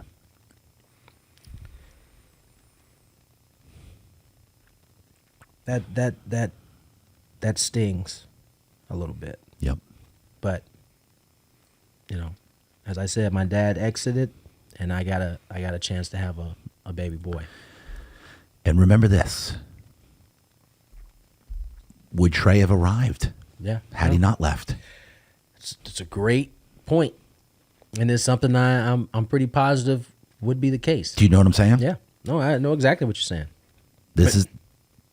You know, it's there's no doubt. I don't have a doubt that's the case. You know, it still hurts though when he is like so interested that he wanted to meet him. You know, all 3 of his sisters got a chance to be around him. He was the only one that did. Mm-hmm. But you know, as much as I would love to have my dad here in good health, I recognize that I think I have Trey because he's not here. So 100%, bro. I'll take it. God has a plan. It's God's design. Yep. We're in His power. We're on His program. I'm convinced of that. Just after hearing the story, man. Yeah. No, there's no doubt. Hold that to your heart. That's what was meant to go down. Yeah. For sure. And He may not be here. That's why I don't know if you noticed, I said in the physical. Yes, I did. Because I think there are times at 8 he may not understand it, but he's gonna feel him in the spiritual at some point. For sure. Yeah. 100%. All right, Lant, hit us on a final note, man. Final note of faith.